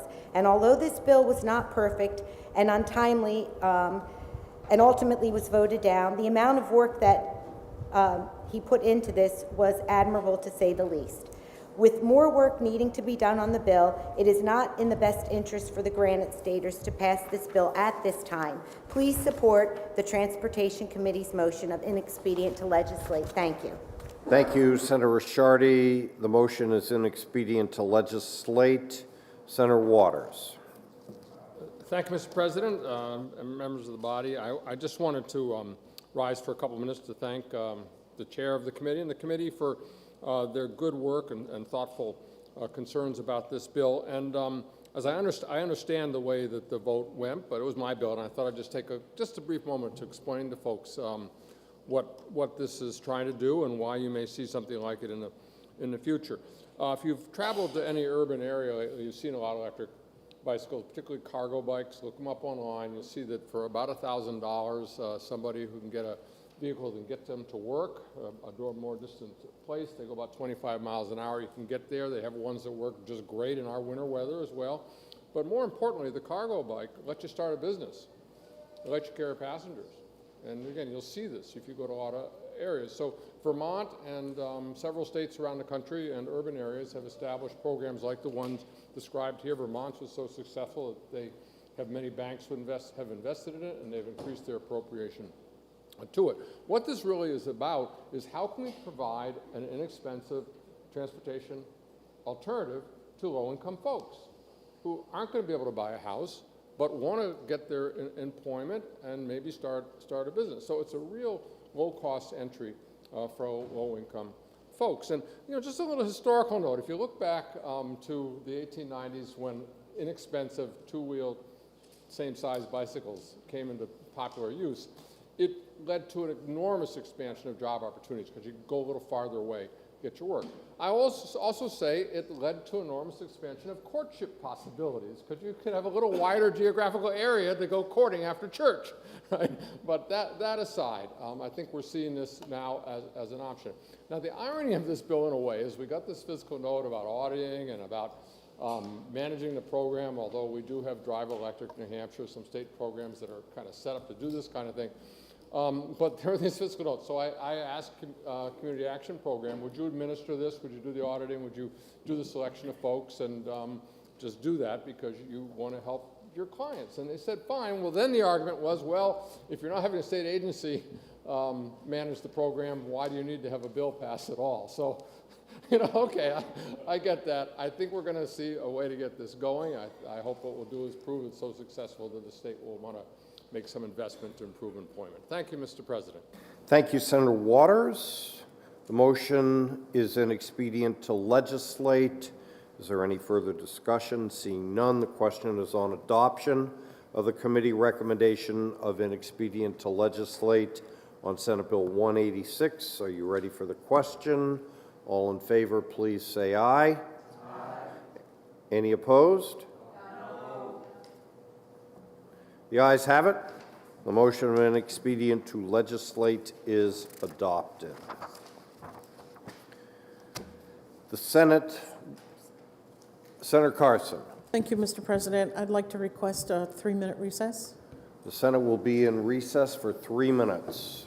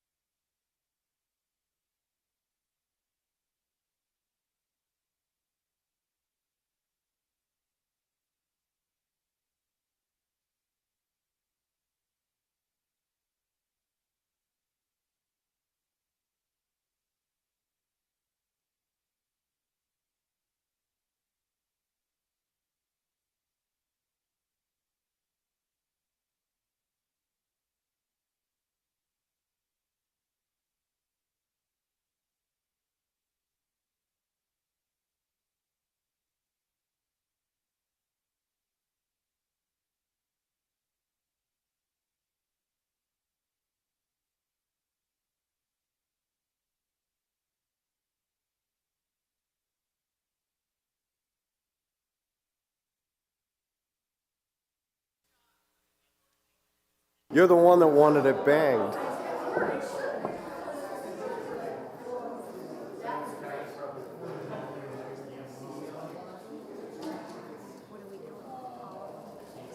don't know. We have a hard stop at 4, so we'll see how far we get. No, it wasn't about that. All right, the Senate will come out of recess, and please be attentive to the clerk. Thank you, Mr. President. The Committee on Ways and Means, to which was referred Senate Bill 104 FNA, an act to regulate online gambling and direct net proceeds to a community college education scholarship fund. Having considered the same, the committee recommends that the bill is ought to pass with an amendment by a vote of 4 to 1. Senator Lang for the committee. Senator Lang. Thank you, Mr. President.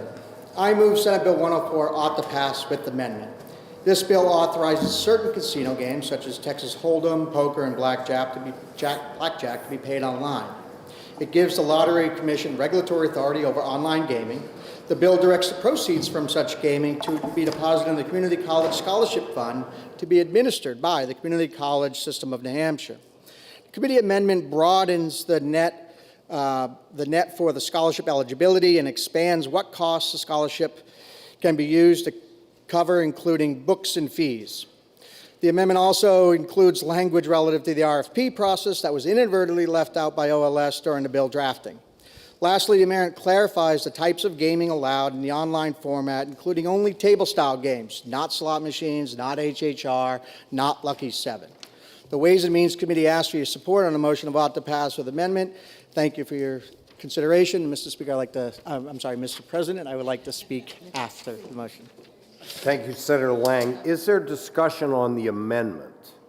Okay. So the first order of business is the committee amendment. Seeing no further discussion on the committee amendment, the question is on adoption of the committee amendment. Are you ready for the question? All in favor, please say aye. Aye. Any opposed? The ayes have it, and the committee amendment is adopted. The bill is on second reading, and I know there's further discussion. Senator Abbas.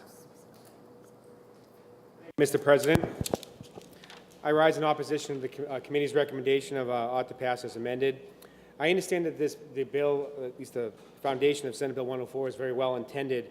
However, my concerns about some of the charitable organizations and how online gaming would potentially have a negative impact on those charities who've come to rely on the revenue that they receive from charitable gaming companies. I understand that the marketing that would be done would be directed specifically at people who gamble, that is the clientele of charitable gaming houses. And I find it hard to believe that a marketing effort would not pull any clientele that goes to a brick and mortar charitable gaming house will now not be diverted to an online market. We hear about studies and statistics about how states who've passed this did not see any change in their revenue. In some of those states, many of those states, the brick and mortar is also operating the online gaming function. Hence, they're not going to see a major dip in revenue. So my concern that I'm dealing with here are the charities. And that's it. I'm talking about charities that relate to rehab and nursing facilities, youth programs, playgrounds, schools. We're talking about veterans programs, shelters for homeless people. We're talking about lake associations that ensure clean water in the area, organizations that advocate for children and adults with disabilities. These charities have come to rely on the benefits that they receive from the charitable gaming houses, and I would not take any chance to obstruct that. In the community where I live, those charities are the backbone of the community, and therefore I cannot support the bill. Please oppose the ought to pass motion, ought to pass as amended, and join me in making another motion. Thank you, Mr. President. Thank you, Senator Abbas. I think there's a question of Senator Abbas from Senator Carson. Question of Senator Lang. Yes. Okay. Abbas, I guess I'd ask if you understand that this body's taken action already on at least 2 instances to increase revenues for... I think Senator Carson had a question of Senator Lang. Thank you. Yes, I'll take the question. There we go. Now we have it. It's getting late. Thank you very much, Mr. President, and thank you, Senator, for taking my question. When you had the public hearing, was there any discussion about how much money does the charities actually get at an event that's in a brick and mortar? Sure. Thank you very much. The answer to that's 35% of the net revenue, so after expenses. There was no discussion. As a matter of fact, there's only one organization that actually opposed the bill in the entire public hearing. Okay, thank you. Senator Susi for a question of Senator from District 2. Senator Lang.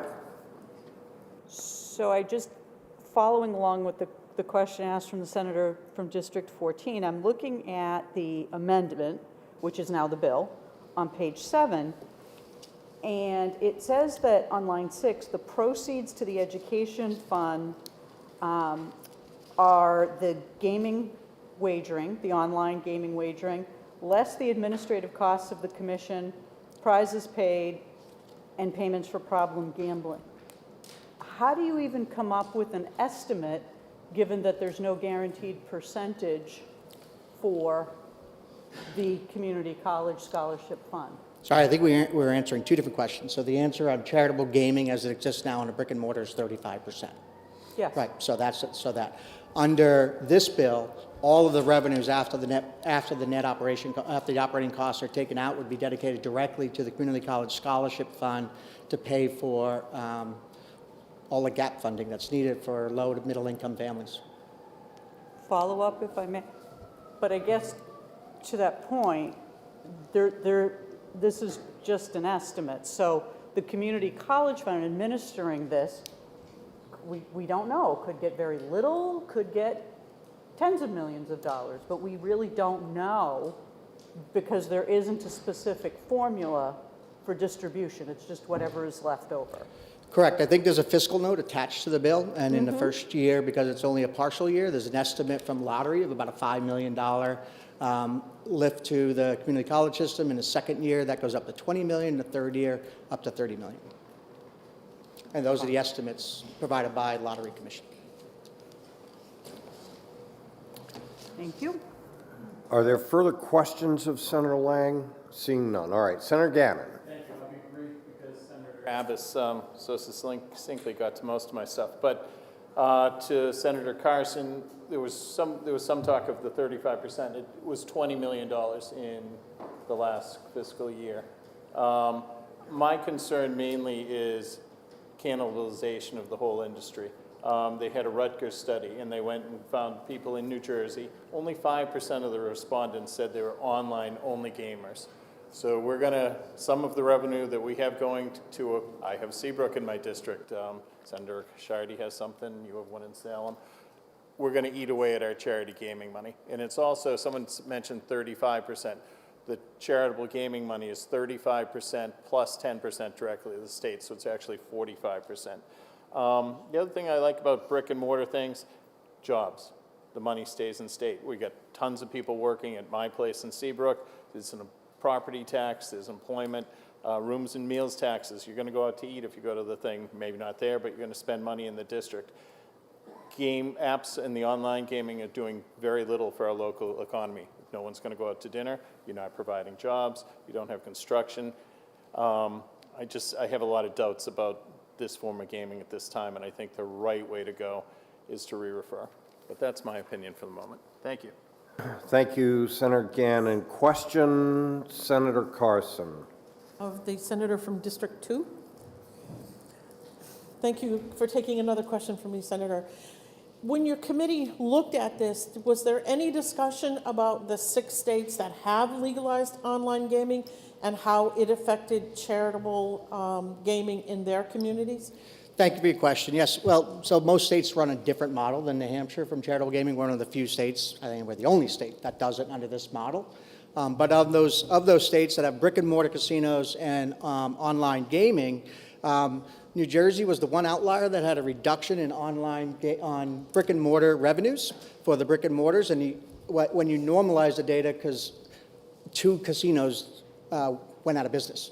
And so that was the cause of the reduction. So when you normalize the data for the existing casinos, it's all identical. They didn't lose money, they actually increased revenue. So again, you know, that old saying is, gaming seems to be one of those industries that seems to be recession-proof. People play. And so, but the answer to your short answer to your question is there was no reduction in brick and mortar revenues with the states that have allowed online gaming. Okay, thank you. May I follow up, Mr. President? Thank you. Do you believe that online gaming is happening here in the state of New Hampshire now? Absolutely. The American Gaming Association did a study in the United States. $63 billion is spent in offshore online gaming, and New Hampshire residents are part of that model. Okay, thank you. Senator Birdsell for a question. Yes, Mr. President, I just wanted to make sure, is this bill going to be going to finance? Yes, it is. Thank you.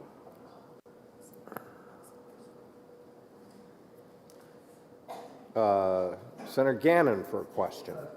The good senator from 2. So my only other concern was the bill, as far as I know, and you know a lot more about this than I do, does not license providers, but it's an RFP process. Is this going to allow the lottery to pick winners and losers? And the RFP process will not allow uniformity among bids. Is there potential that only 2 providers are going to be chosen? Thank you for your question. So the RFP process will be actually overseen by the Executive Council because they're the ones that approve the contracts. So while the RFP process will be out, the results will come in. Those results will be given to the Executive Council, who will then pick the businesses that meet the criteria that we'll set. There'll be cybersecurity requirements, advertising requirements, some other things. So thank you. Senator Waters to speak. Thank you, Mr. President and colleagues. I rise in support of Senate Bill 104. And, you know, we've had a long debate over many, many years about gaming in New Hampshire. Just ask the dean from District 20, you know, like we came to a number of years ago, we came to the fork of the road on casinos and we took it. And, you know, what has happened here? Okay, so on gaming, the cat is out of the bag, and guess what? It had kittens, right? And here we are. And what I think is so important, what's important about this bill, is that I think that the senator from District 2 has argued persuasively that these arguments about whether or not it's going to hurt charitable gaming, we like charitable gaming. I mean, and the casino operators like it because they use that as a way of hammering us when we try to make any changes to gaming, right? That might bring some more revenue to the purpose of the state. But I won't go there. We had that argument, as I said, and the cat and all the kittens are out of the bag. But here, the answer is that we grow the size of the pie. That's what this will do, right?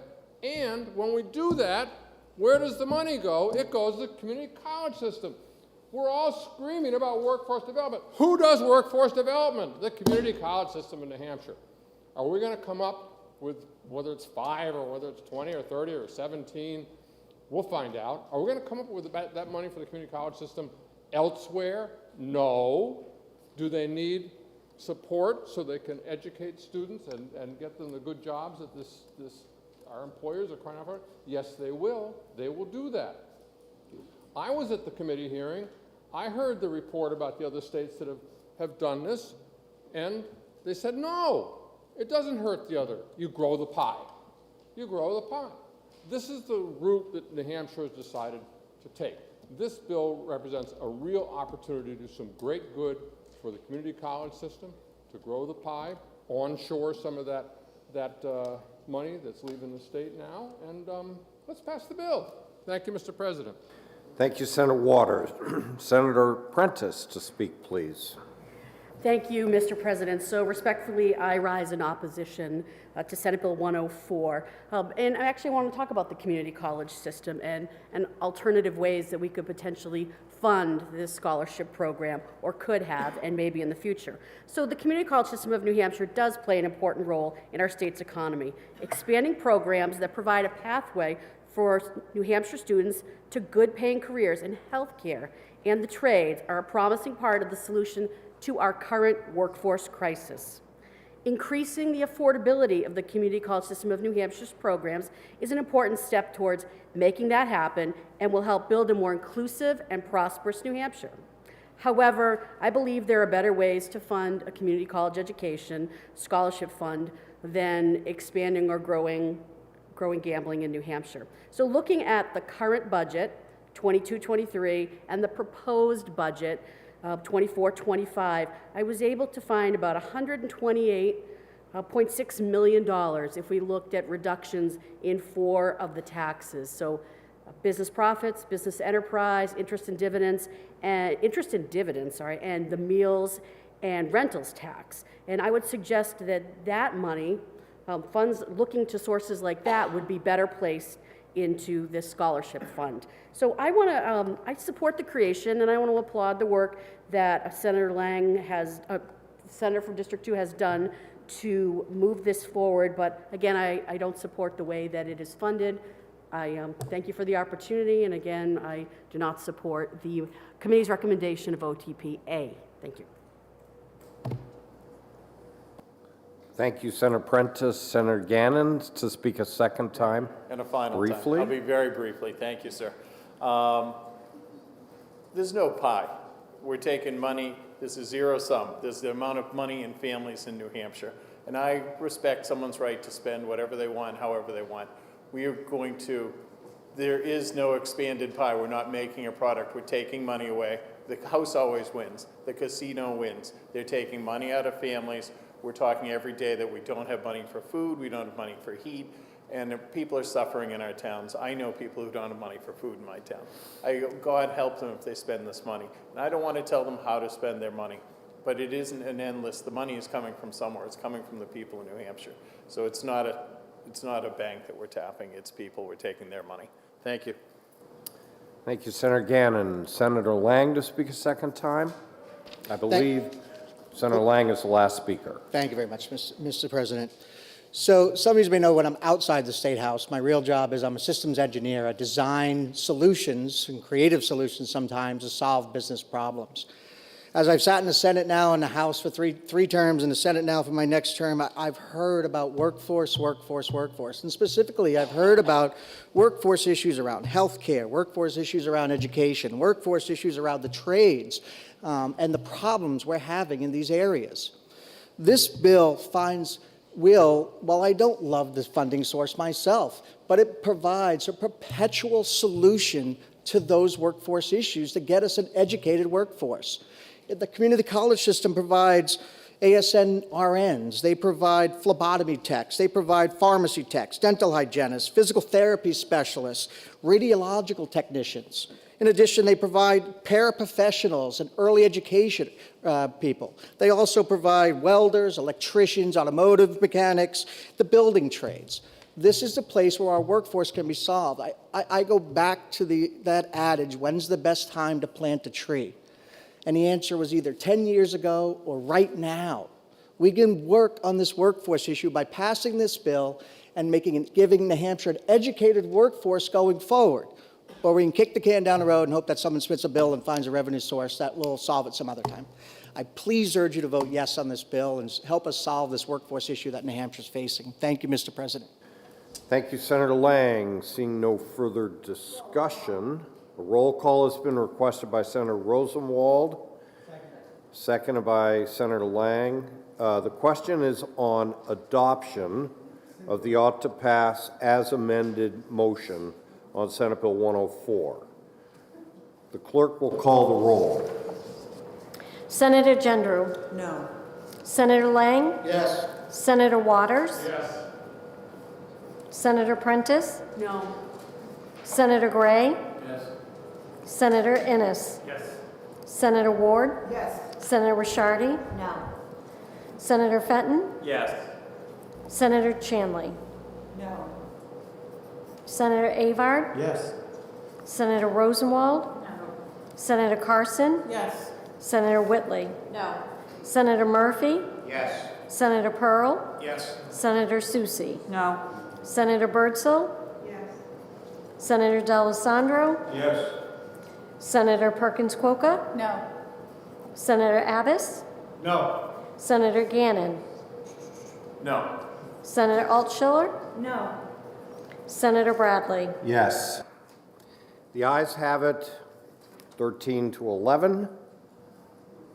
The motion passes, and Senate Bill 104 is ordered to the Committee on Finance. So I know that we have a hard stop at 4 o'clock. I believe we can get through the remainder of the Ways and Means bills. Let's try to do that. So would you please be attentive to the clerk? Thank you, Mr. President. The Committee on Ways and Means, to which was referred Senate Bill 189 FN, an act relative to the definition of gross business profits in determining taxable business profits. Having considered the same, the committee recommends that the bill is ought to pass with an amendment by a vote of 3 to 2. Senator Murphy for the committee. Senator Murphy. Thank you, Mr. President. I move Senate Bill 189 ought to pass with amendment. This bill would allow a business organization to fully deduct the portion of its business interest expense in excess of the Federal Internal Revenue Code, Section 163J, limitation in the year it was incurred. Under current law, the interest deduction would be spread out over several years. This will accelerate the business interest expense deduction to the year in which the business incurred the expense. The change is effective for tax years commencing on or after January 1, 2024. The committee amendment addresses an unintended consequence pointed out by the DRA, whereby those businesses with an interest expense deduction carryover generated before January 1, 2024 would have been disallowed, resulting in a permanent loss to the business. I ask for your support of the motion of all to pass with amendment. Thank you very much, Mr. President. Thank you, Senator Murphy. The bill is on second reading. The first order of business is the committee amendment. Is there discussion on the committee amendment?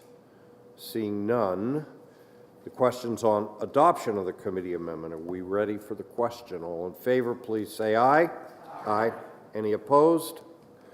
The ayes have it. And the committee amendment is adopted. The bill is still on second reading. Is there further discussion? Senator Allesandro. Thank you, Mr. President. I rise in opposition to the committee recommendation of ought to pass with amendment.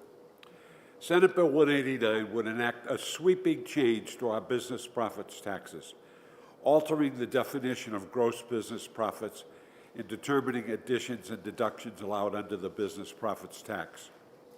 I am deeply troubled by this legislation, as it is enacting a decision that will be made with insufficient data and no knowledge about how this would affect state revenues.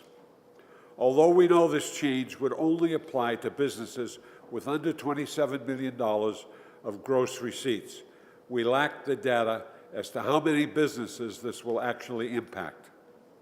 As a state, we've spent years stripping back taxes and regulations, claiming that the free market will help our state thrive and help New Hampshire residents have full and successful lives.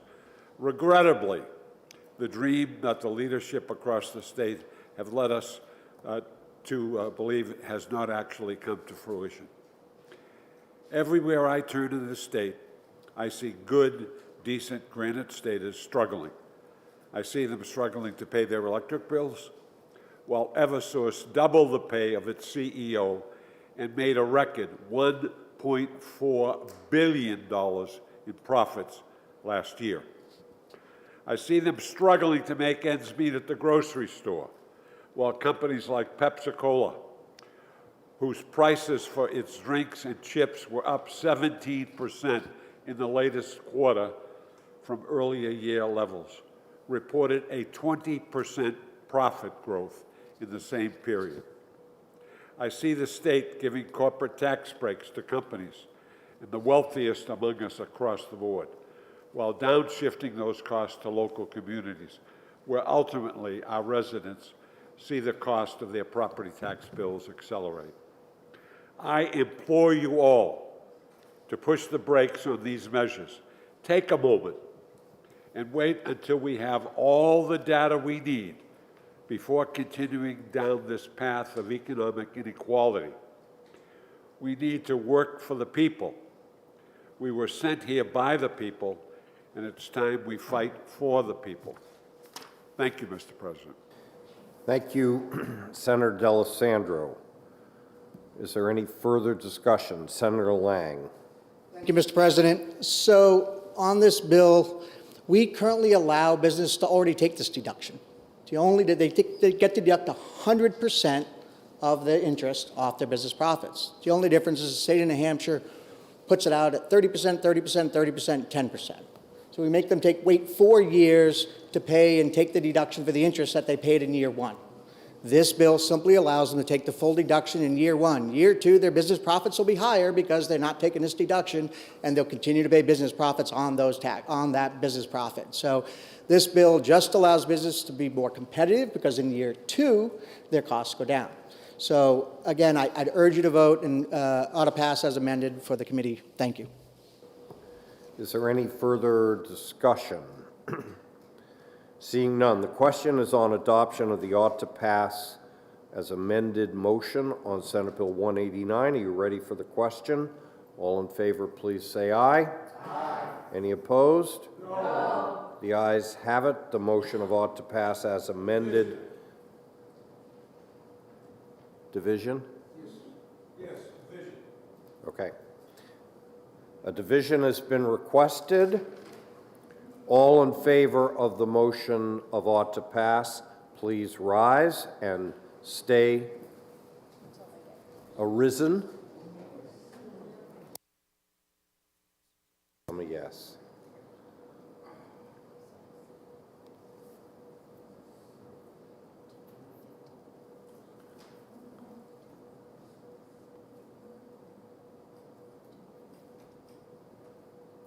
Okay.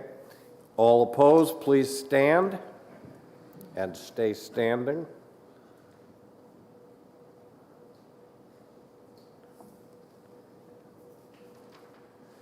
The ayes have it, 15-9 on a division vote. Senate Bill 189 passes and is ordered to the Committee on Finance. The Senate will be attentive to the clerk. Thank you, Mr. President. The Committee on Ways and Means, to which was referred Senate Bill 260 FN, an act relative to deductions under the business profits tax for compensation of members and owners. Having considered the same, the committee recommends that the bill is ought to pass with an amendment by a vote of 3-2. Senator Lang for the committee. Senator Lang. Thank you, Mr. President. I move Senate Bill 260 ought to pass with amendment. This bill seeks to clarify that reasonable disbursements by professional corporations to their members shall be treated as compensation for the members and not subject to profits, and not a distribution of profits. The committee amendment does two things. First, it corrects a drafting error that referenced the I&D tax rather than the business profits tax. Second, it clarifies the language. It adds clarifying language to ensure that the deductions taken at the federal level cannot then be taken a second time at the state level. I ask you for support of the motion of ought to pass with amendment. Thank you, Mr. President. Thank you, Senator Lang. The question is on adoption of the committee amendment. Is there any discussion on the committee amendment?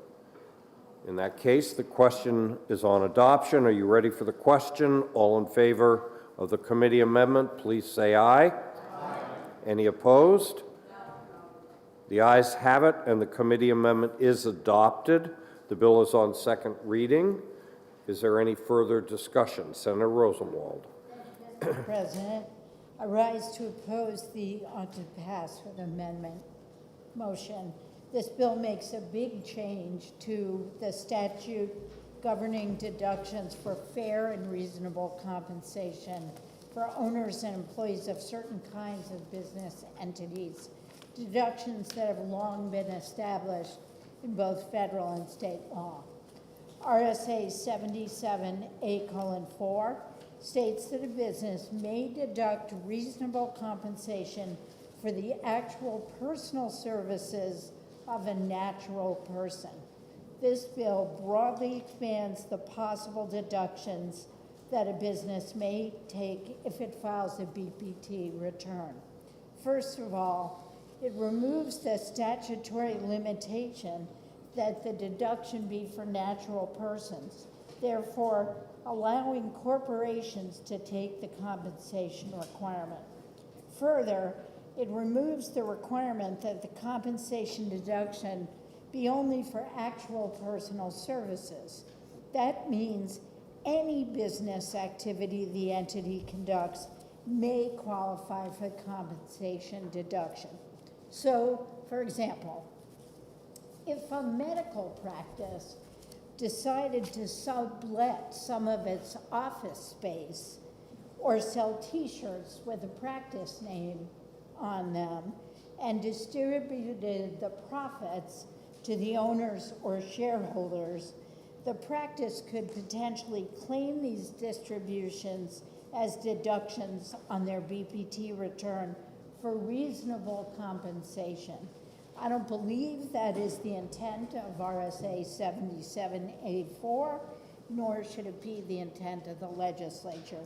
Profits from selling merchandise cannot reasonably be construed as reasonable compensation. Thank you, Mr. President. Thank you, Senator Rosenwald. The question is on adoption of ought to pass as amended. Is there any further discussion? Seeing none, are you ready for the question? All in favor say aye. Aye. Any opposed? No. The ayes have it. Are we going to divide? We're not going to divide. Thank you. The ayes have it. The motion of ought to pass as amended is adopted. Senate Bill 260 is ordered to finance. The Senate will be attentive to the clerk. Thank you, Mr. President. The Committee on Ways and Means, to which was referred Senate Bill 261FN, an act relative to interest and dividends tax rate and threshold. Having considered the same, the committee recommends that the bill is inexpedient to legislate by a vote of 3-2. Senator Murphy for the committee. Senator Murphy. Thank you, Mr. President. I move Senate Bill 261 inexpedient to legislate. This bill sought to remove the interest and dividends tax rate reductions that are set to occur after December 31st, 2024, and the complete repeal of the tax set to take place January 1, 2027. The phased-out repeal of this tax was well thought out when it was enacted.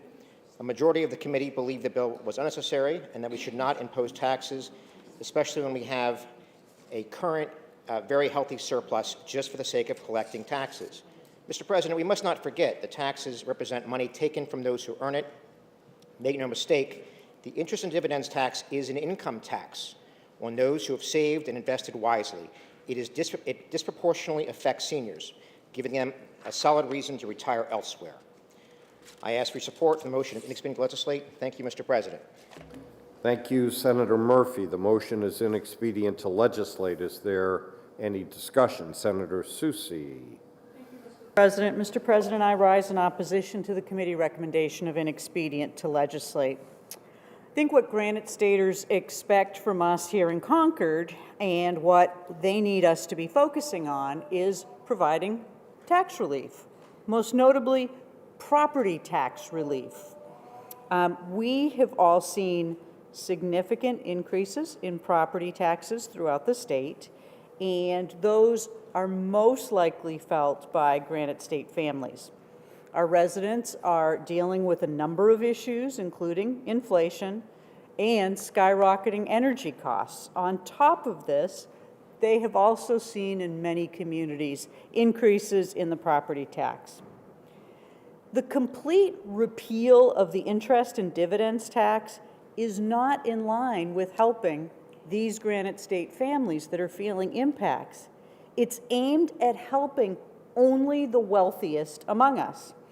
Senate Bill 261 would remove the repeal of the interest and dividends tax. It would allow for that first reduction at 4%, but it would increase the threshold. Right now, an individual pays on interest and dividends above $2,400. This threshold would be $50,000. This change would recognize those folks, seniors, people who saved all their lives. This would recognize that when you eliminate a tax, instead of doing it with a machete, you could do it with a scalpel, and you could more reasonably look at the threshold and those who are most adversely impacted, not just slash the whole thing and do away with it. If we're repealing the whole thing, I think we need to figure out who those taxpayers are that we're trying to save. Half, let me say it again, half of the revenue coming from the interest and dividends tax is coming from people making interest and dividends of $50,000 or more. $50,000 or more in interest and dividends. You know, earlier I was talking about people working year-round, full-time at a job, barely making $15,000 if they earn $7.25, which is the minimum wage. These people are making $50,000 or more on their interest. What is the corpus of that? How many millions of dollars do these folks have? I think that's probably the reason that no one came to the hearing to oppose this bill, because 4% over on interest over $50,000 is negligible to the people we're talking about. We're talking about a small number of people. I mean, it's undeniable we are a very affluent state, and there's no question that the $2,400 floor on the interest and dividends was disproportionately affecting elderly people, was disproportionately affecting, you know, folks who are trying to make ends meet in their retirement. But 50,000 or more? Seriously? You know, we should have looked instead at raising that floor. Is 50,000 the best number? Could be a little lower, maybe could be a little higher. But the point is that by not having this revenue and by completely phasing out the interest and dividends tax, we're putting pressure on the people at the bottom, the people that are feeling the impact of rising electricity costs, the people that are feeling the impact of property taxes. Those are the people that really need our help, not people that make more than $50,000 in interest and dividends. $50,000 interest and dividends, that's not working. Granted, they saved, they, you know, may have invested wisely on their earnings, but seriously, we can't increase the minimum wage from $7.25, but on the same day, we're going to say that people who earn more than $50,000 on interest and dividends should be spared? Come on, where are our priorities? Seriously, I just can't imagine. Mr. President, I would ask you and my colleagues to recognize that this bill is a common sense piece of legislation, and I would hope that we could vote down the inexpedient to legislate so I could offer a further motion. Thank you, Mr. President. Thank you, Senator Susi. Is there further discussion? Senator Rosenwald? Thank you, Mr. President. I too rise against the ITL motion. Most people in New Hampshire probably don't even know what the interest and dividends tax is, but it brings in currently $150 million a year to the general fund, and that is going to go away in 4 years from now. And the reason most people don't ever think about this tax from one day to the next is that 95% of our residents don't pay it. But raising the filing threshold for a couple from $4,800 in investment income to $50,000 would exempt 97% of that 5% who do actually pay it.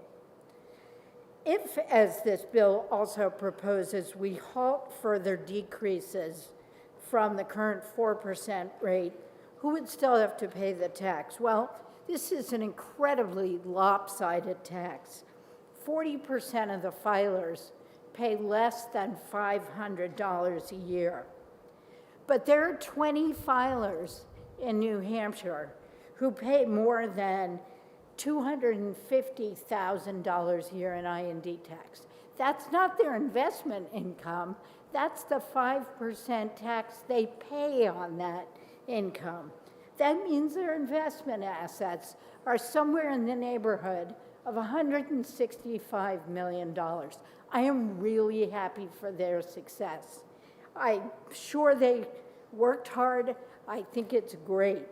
But I think that 95% of Granite Staters who don't even know what this tax is need our help more. So I hope we will overturn the ITL motion so a different motion can come forward. Thank you, Mr. President. Senator Whitley, a question? Thank you, Mr. President, of my friend from District 13. Thank you, Senator. You mentioned that the elimination of this IND tax will result in a $150 million hole in our budget eventually. With a child care crisis, a mental health crisis, a workforce crisis, a housing crisis, I'm wondering what we could use this $150 million for. Well, what comes to mind immediately is we could do a better job on childcare in New Hampshire so that women with young children could re-enter the workforce, which they have not done to the same amount as men since the pandemic. We could lower property taxes by reinstituting, here it comes, revenue sharing. We could support Medicaid rate increases so that we could find people to do the healthcare jobs that we really need in New Hampshire. We could do a better job on the housing crisis. We've done a reasonable job. We could do even more and bring more young people back. So I think there's a lot we could do if we didn't blow a $150 million a year hole in the budget. Thank you, Senator Rosenwald. Senator Allesandro.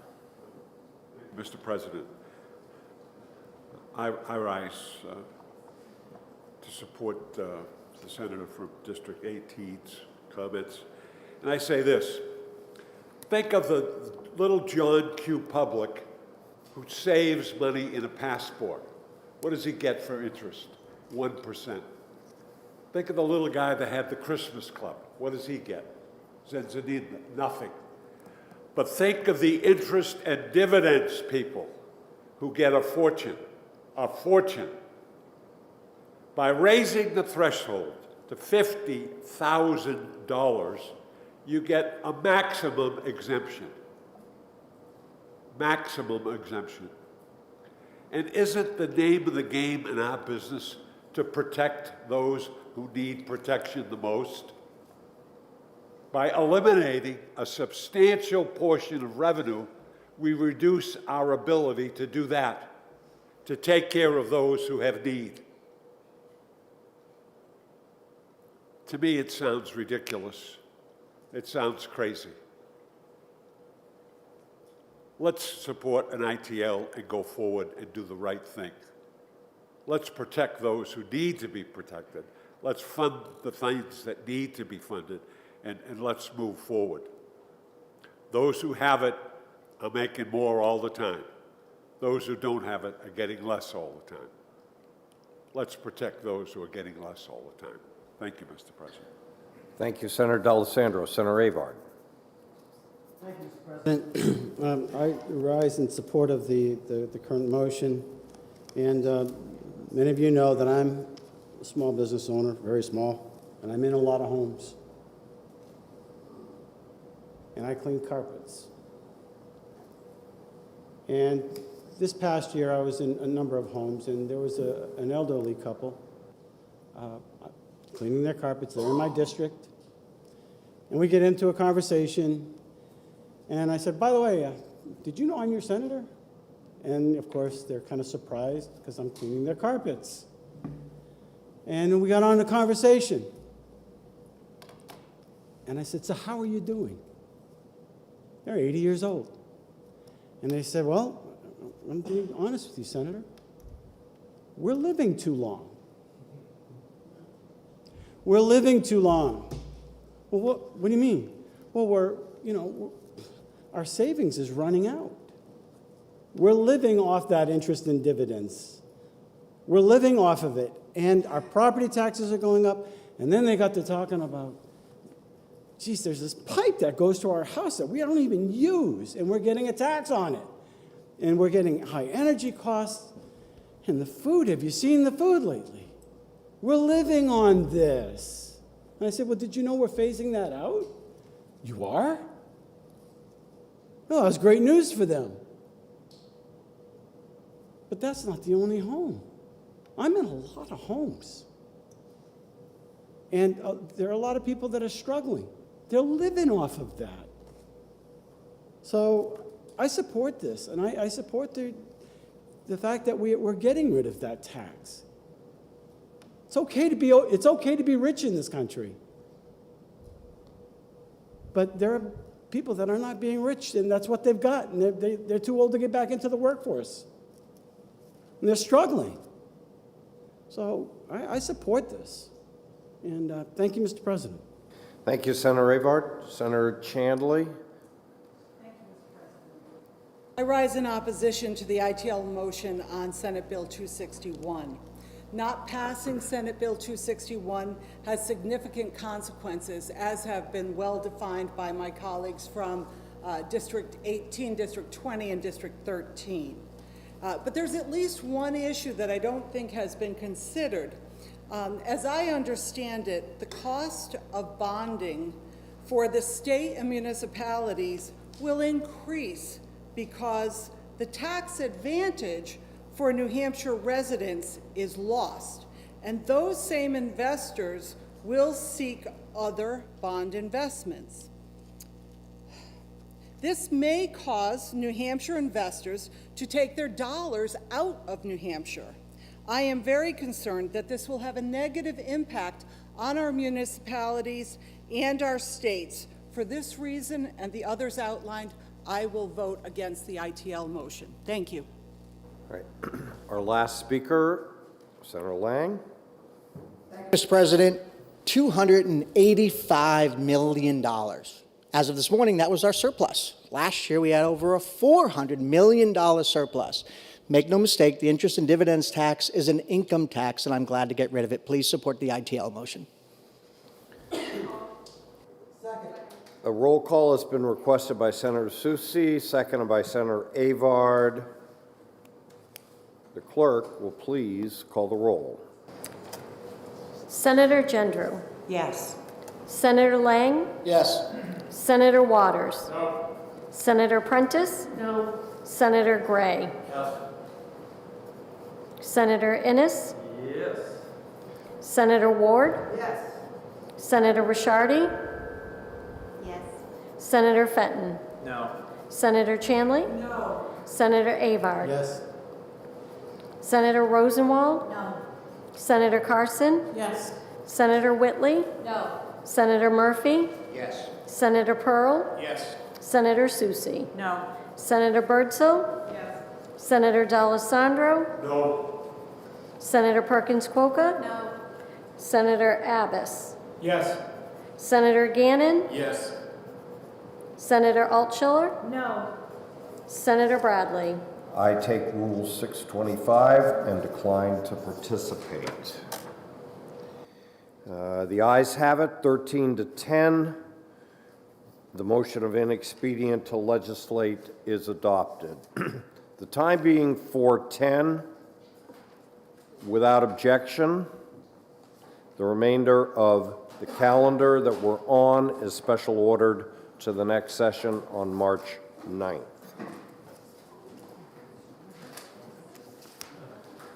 I recognize Senator Carson for a motion. Thank you, Mr. President. I move that the Senate adjourn from the early session, that the business of the late session be in order at the present time, that all bills and resolutions ordered to third reading be by this resolution read a third time, all titles be the same as adopted, and that they be passed at the present time. All in favor, please say aye. Aye. Any opposed? The ayes have it. The early session is adjourned. We are in the late session. Are there announcements to come before the Senate? Senator Perkins Kwoka. Yes, thank you, Senator Bradley. And I know folks have engagements to get to, but I just hoped I could take a moment of personal privilege to mention some incidents that occurred in Portsmouth early on Tuesday morning. Unfortunately, in District 21, we had close to 10 of our businesses vandalized, and including our synagogue in downtown Portsmouth. And so we think this was committed by one individual. It included vandalization that was swastikas and other symbols of graffiti on businesses that included a minority-owned business in downtown Portsmouth. So I know there are several things we disagree with here in this chamber, but I think we all agree that we want to see our residents thrive, to feel safe, and not to experience hate speech or violence, especially in businesses they worked hard on. So I hope you'll just join me in acknowledging that that happened in Portsmouth on Tuesday morning, and thank you for your time, Mr. President. Thank you, Senator Perkins. Kwoka, Senator Pearl.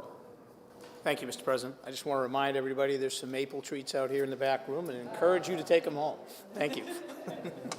Thank you, Senator Pearl. Are there any other announcements or personal privilege? Senator Gendreau. Mr. President, just a couple of things. Last Thursday, February 16th, we had an opportunity to go to the New Hampshire Retail Legislative Session and Awards Luncheon, and our very own Regina Birdsell was awarded the New Hampshire Retail Legislator of the Year, and she was honored for her work on a critical piece of legislation known as the Inform Act. I want to thank you.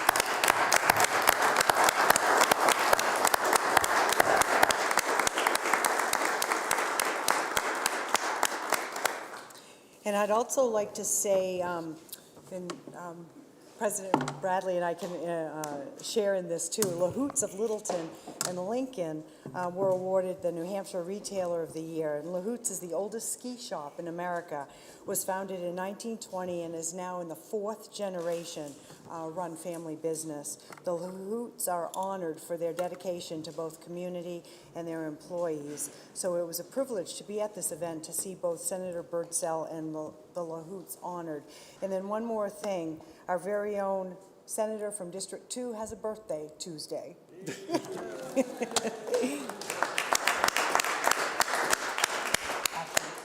Actually, technically not. I'm a February 29th baby. Are there any further announcements or personal privileges? All right. First of all, I want to thank all of you. I want to thank our staff. It's rather a big production to move from Thursday to Wednesday. As I got the forecast yesterday, it looks like the driving conditions, both in the morning and in the afternoon, are going to be a bit treacherous. So it's a good thing. I want to thank everybody for their forbearance. I really want to thank Senator Soucy. We went back and forth about how to do this. We got most of the work done today, all but one bill on the regular calendar. So I don't think March 9th looks too terrible at this point, but expect that we'll be in session all 4 of the Thursdays in March. But most importantly, we have an extra day of the break. So enjoy it, and thank you very much. And now, I will recognize Senator Carson for another motion.